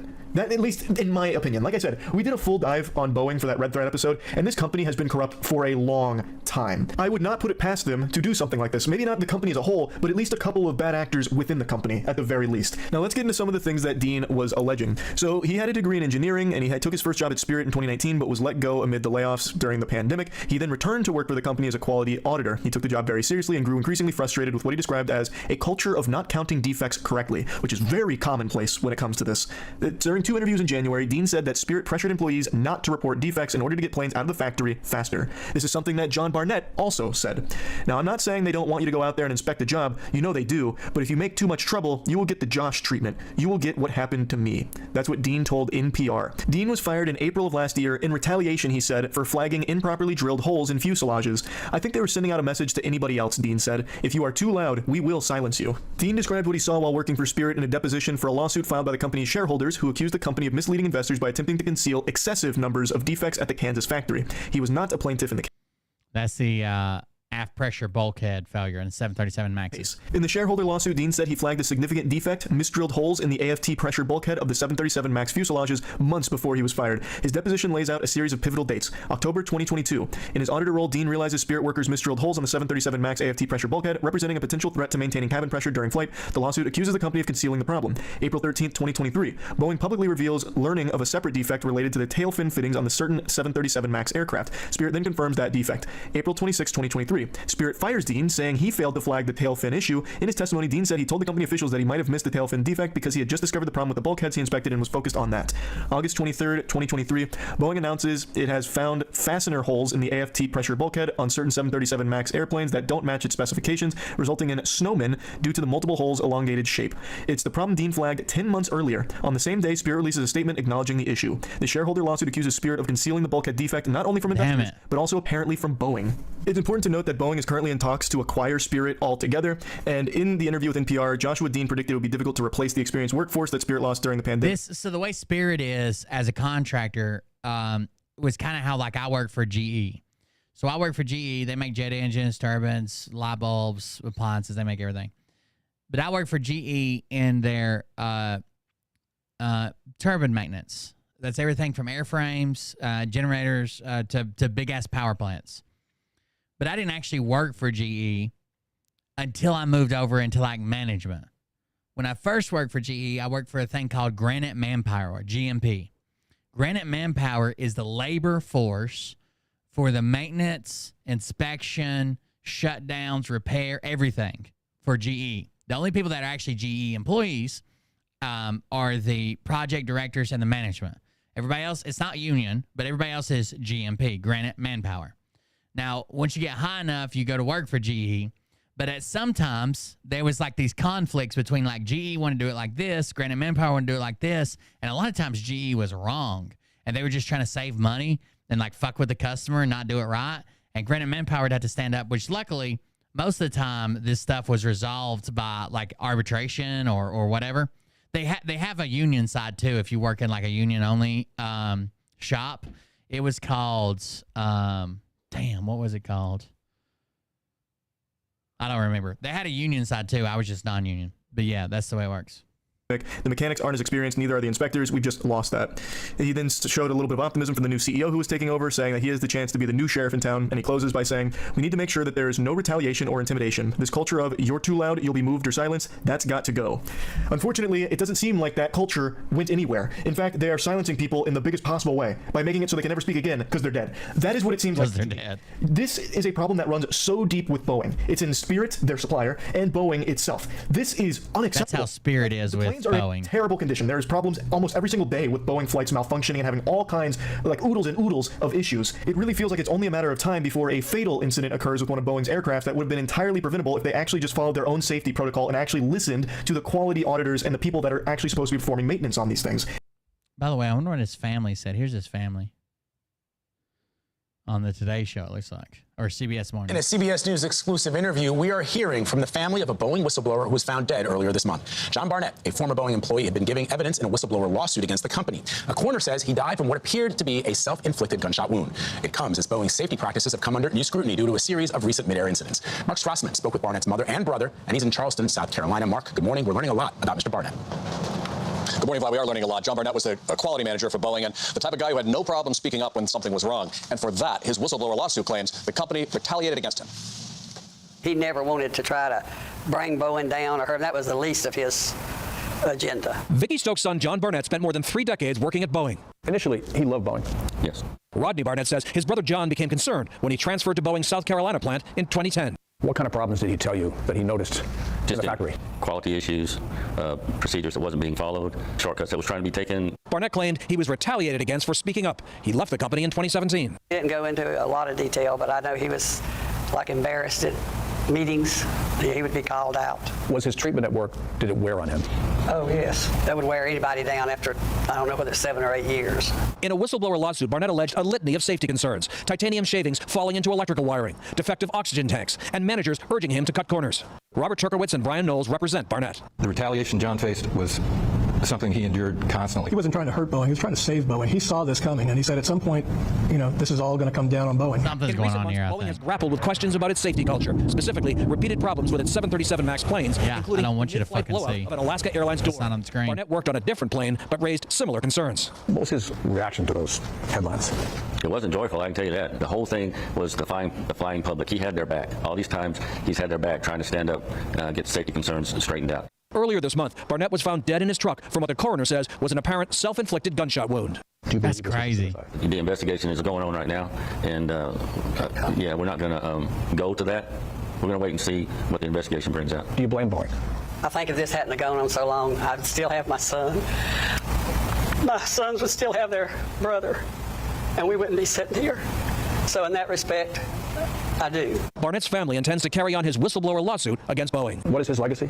That Boeing Oh, yeah, especially if he documented as well. makes things right in their factories, builds planes that we're used to Boeing flying. That's all we wanted. Just anybody that works, like I had a good time with the few times. I didn't work in aviation that often. I worked in a lot of power plants, a lot of generators, a lot of small frames.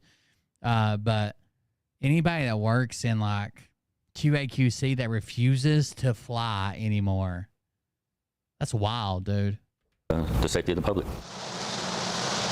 In a statement to CBS News, the only thing worse would be like a pilot who like does his job, but he will not fly like on vacation because of fear. We are saddened by Mr. Barnett's passing, and our thoughts are with his family and friends. One final point, and this is important. Gynecologist, he'll never touch a pussy again. The company has said in the past that it both reviewed and addressed the quality issues Barnett raised before he retired. Tony? Mark, thanks. That's crazy. All right, I got one more kind of funny video for you. You guys remember Boogie 2998? What's up, ladies and gentlemen of YouTube? Boogie 2988 coming to. So about a month ago, he was given a $500 donation. He's really struggling for money. So I guess Keemstar and Kid Behind a Camera bought his home. This is a whole story. So Keemstar and Kid Behind a Camera are paying his mortgage because he's in financial ruin. He's just got a lot of problems. And he's allowed to live there till he dies, but then they get his home. So there's only $150,000 left on his note. He can't afford it, but the home's like worth like a $1.5 million.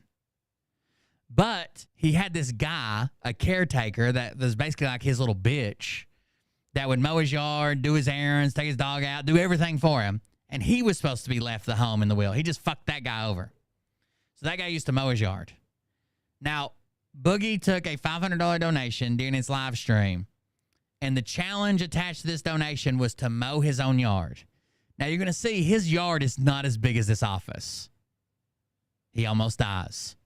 I was getting through the power of the internet, and while we were live for the Lol Cow podcast, people donated $500 to watch me mow my lawn. He almost dies several times. It's a stupid thing to do. I have somebody who likes to do it for me. It's kind of risky for my health because I have blood pressure. At least it's a cool day, right? It'll be all right. Imagine mowing your yard being risky if you're... Boogie, you're like a 40-year-old dude. You should be able to mow your yard. The health issue you have is being fat, bro. So this is for you. Like, I get it. I'm chubby. I'm a chunkster. I can run 3 miles. You know what I mean? Like, I can work. I can mow a yard or run a weed eater. Like, you should never let yourself get to where you can't walk across your yard 8 times. Like, come on. Local podcast. I'm mowing my lawn for you. This is the lawn, for the record. I'm just gonna say it. I know this isn't right. If you're under the age of, if you're 49 or below, I think you should be able to run 2 miles. Especially if you're like the head of your household. You're like, I'm not doing alpha male shit, but like, you're like somebody's parent or somebody's husband. You should be able to run a couple miles. Just in case. Worst case scenario, under pressure, and you have to run a half a mile to save someone, to protect someone, to do something, an emergency happens. You should be able to run a couple miles. Unless you have a disability, right? If you're like on a walker or something like that. But if you're just fat and you can't run a couple miles, you should probably work on that. You should probably work on that. What if you have to run to help somebody or save somebody or flee something or like, if you got a disability, I understand your feet are fucked up, your hips fucked up, something like that. But if you're just fat, you should probably be able to do that. It's pretty thick out here. Shouldn't be too bad, though. And it's my understanding you guys want a continuous stream of it. So I'm going to go set this thing down somewhere. I don't know where. Over here. Okay. And then you guys can watch. You'd also be, I guess, able to listen to my neighbors. In the last few years of my dad's life, I was very adamant about him getting away from a fucking mobility scooter. Like, and he did, and he was a lot happier towards the end of his life when he was able to walk and move and move around more, do more. He didn't feel like sitting on the couch all damn day. Do it, bud. That's okay. Here we go. We got the Marvel movie. Watch, just watch. And he's not even like my 600-pound life. Like, here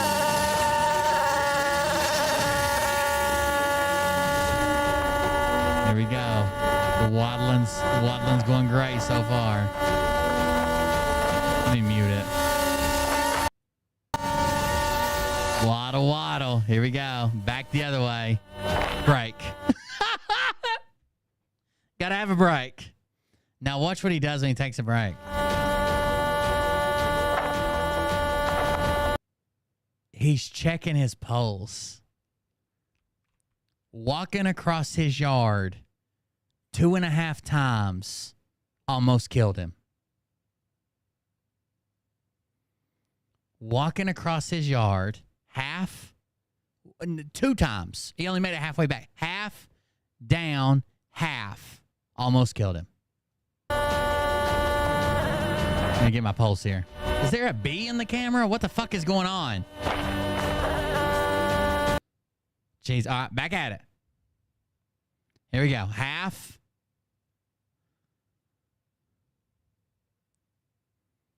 One. 1.5. Oh, another break off camera, I guess. Half. That's 2. Adjust the camera. Oh, 2.5. 2.5. Break. Checking a pulse. He even says in the video starts like, this is silly. It's unnecessary. This could cost me my life.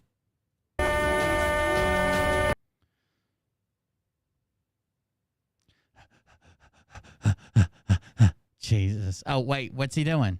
Where'd you go, Boogie? Go get a snack. No, I think it's an inhaler, isn't it? All right. Half. 1. 1.5. 2. 2.5. 3. Break. Okay, keep going. Push, push, push. 4. Adjust the camera. Oh, break with the camera. Break with the camera. Yeah, this yard is not as big as my office. Yeah, there's 2 sides to it, but you're seeing half the yard here.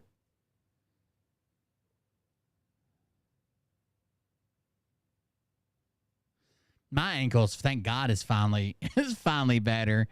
You know what I was thinking? I've never had that happen. So it ended up being Achilles tendonitis, basically. It's finally better.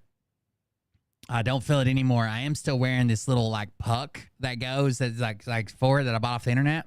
That goes on one of my feet. But you know when I got it? Well, obviously I was running.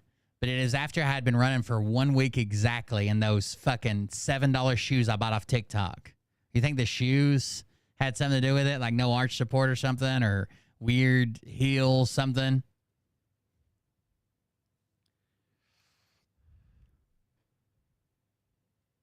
His whole yard is like 10 times across. And push mowing sucks, but not in a flat yard that takes 10 laps. This is insane. Taking my life into my own hands here. I've had ankle injuries. I've had knee injuries. Shit like that. I've never had anything wrong with like my foot or my, my tendons in my foot or my arch or nothing like that.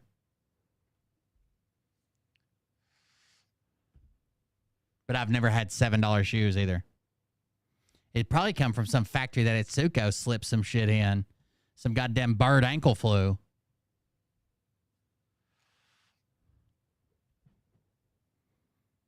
Here we go. Here we go. Uh-oh. 2 more trips, Boogie. Here we go. 1 down, 1 back. Are we going to make it? Oh, hold on to the fence. Hold on to the fence. He's dying. He's done. He's cashed. He almost dies mowing his yard for $500. Then he calls it totally unnecessary. I'm going to let my roommate get the weed whacker out and edge it. I mowed it. And there's proof that I can do it.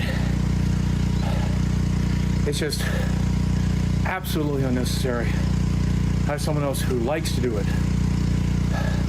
I saw somebody else reviewing this video, and they said his neighbors are wondering why it's taking 3 hours to mow his backyard. He's willing to do it. Doesn't have asthma. Isn't allergic to grass. Isn't allergic to trees. Isn't allergic to pollen. He's allergic to everything because he lives inside. And isn't. When they say go touch grass, they're talking about Boogie. Allergic. I'm allergic to mowers, gasoline, the fumes from exhaust, spark plug ignition systems, magnetos, any type of vehicle that has larger wheels in the rear than it does in the front. The bee stings. That reminds me. I gotta get another one. Oh, bee stings. Fuck.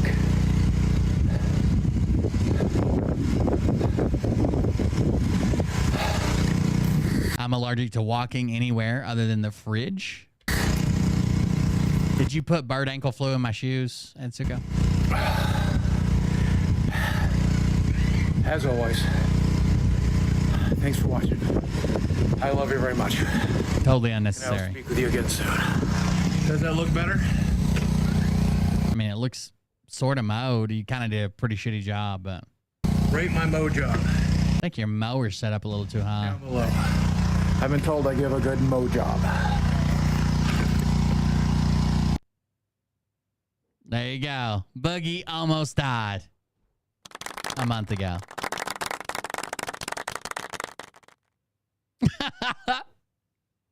All right, guys. Thank y'all for joining us. Thanks for hanging out. If you want to support the show, you guys know how to do it. Please consider supporting the show, making a contribution to the show. That's how we pay for everything around here. If you want to keep it going, let us know. We got some field court document come out. We're probably covering it tomorrow. I'll probably be in here earlier. I'm trying to avoid the campground. I hid inside all day today, and I made cube steak. Then I got sad because it reminded me of my mom. And then I came here and hid. So thank you guys for joining us. Thanks for being here. We appreciate it. We'll see you about the next one. Yeah, love you. See you. Bye. I'll go I'll check out the court documents tomorrow. See you guys.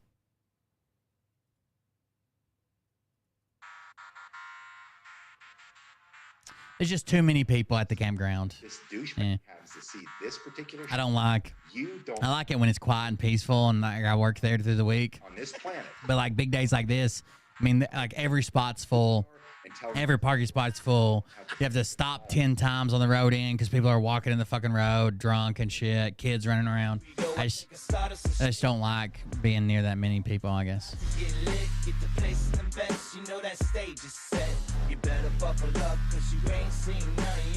Makes me anxious.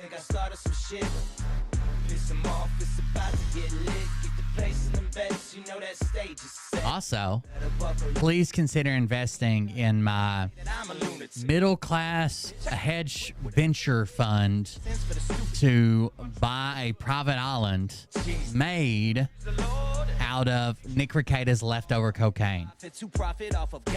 1 acre by 1 acre. He's strapped to the shaft, beating his chest like he's King Kong. Starving for attention, I'm gonna make your gut burst. I'll be your huckleberry, I can quench that thirst. Baby eating lizard people, alien sex. What's next? Trump I gotta roll up my tutor for the next package. He's getting rid of it cheap because he calls it evidence, or I don't remember what he said. Here we go, I think I started some shit. Piss them off, it's about to get lit. Get the place in the best. Yeah, so Laura sent me a couple videos I gotta go over at Derek. A couple ones where he had meltdowns on. If Mariah didn't eat the cube steak I made, I'm gonna go home and have a cube steak sandwich. Warm it up, piece of cheese, some bread. Amazing. Open his closet, I found some of his meat rockets. I strapped it to my shoes and then I flew through the roof. I found myself in orbit strapped to an F-16. High on amphetamine with Trump in between. Put on a light coat of baby oil and saluted the troops. He tapped me on the shoulder and said, Then cry myself to sleep quietly. Wait. Stop. What? I'll get my files. Wait, what are you doing? Stop. Fucking stop. Dude, come on. Seriously. This is my mom's an alcoholic. Give me oh my God. Damn it. Here we go, I think I started some shit. Piss them off, it's about to get lit. Get the place in the best, you know that stage is set. You better buckle. See you guys. You ain't seen none yet.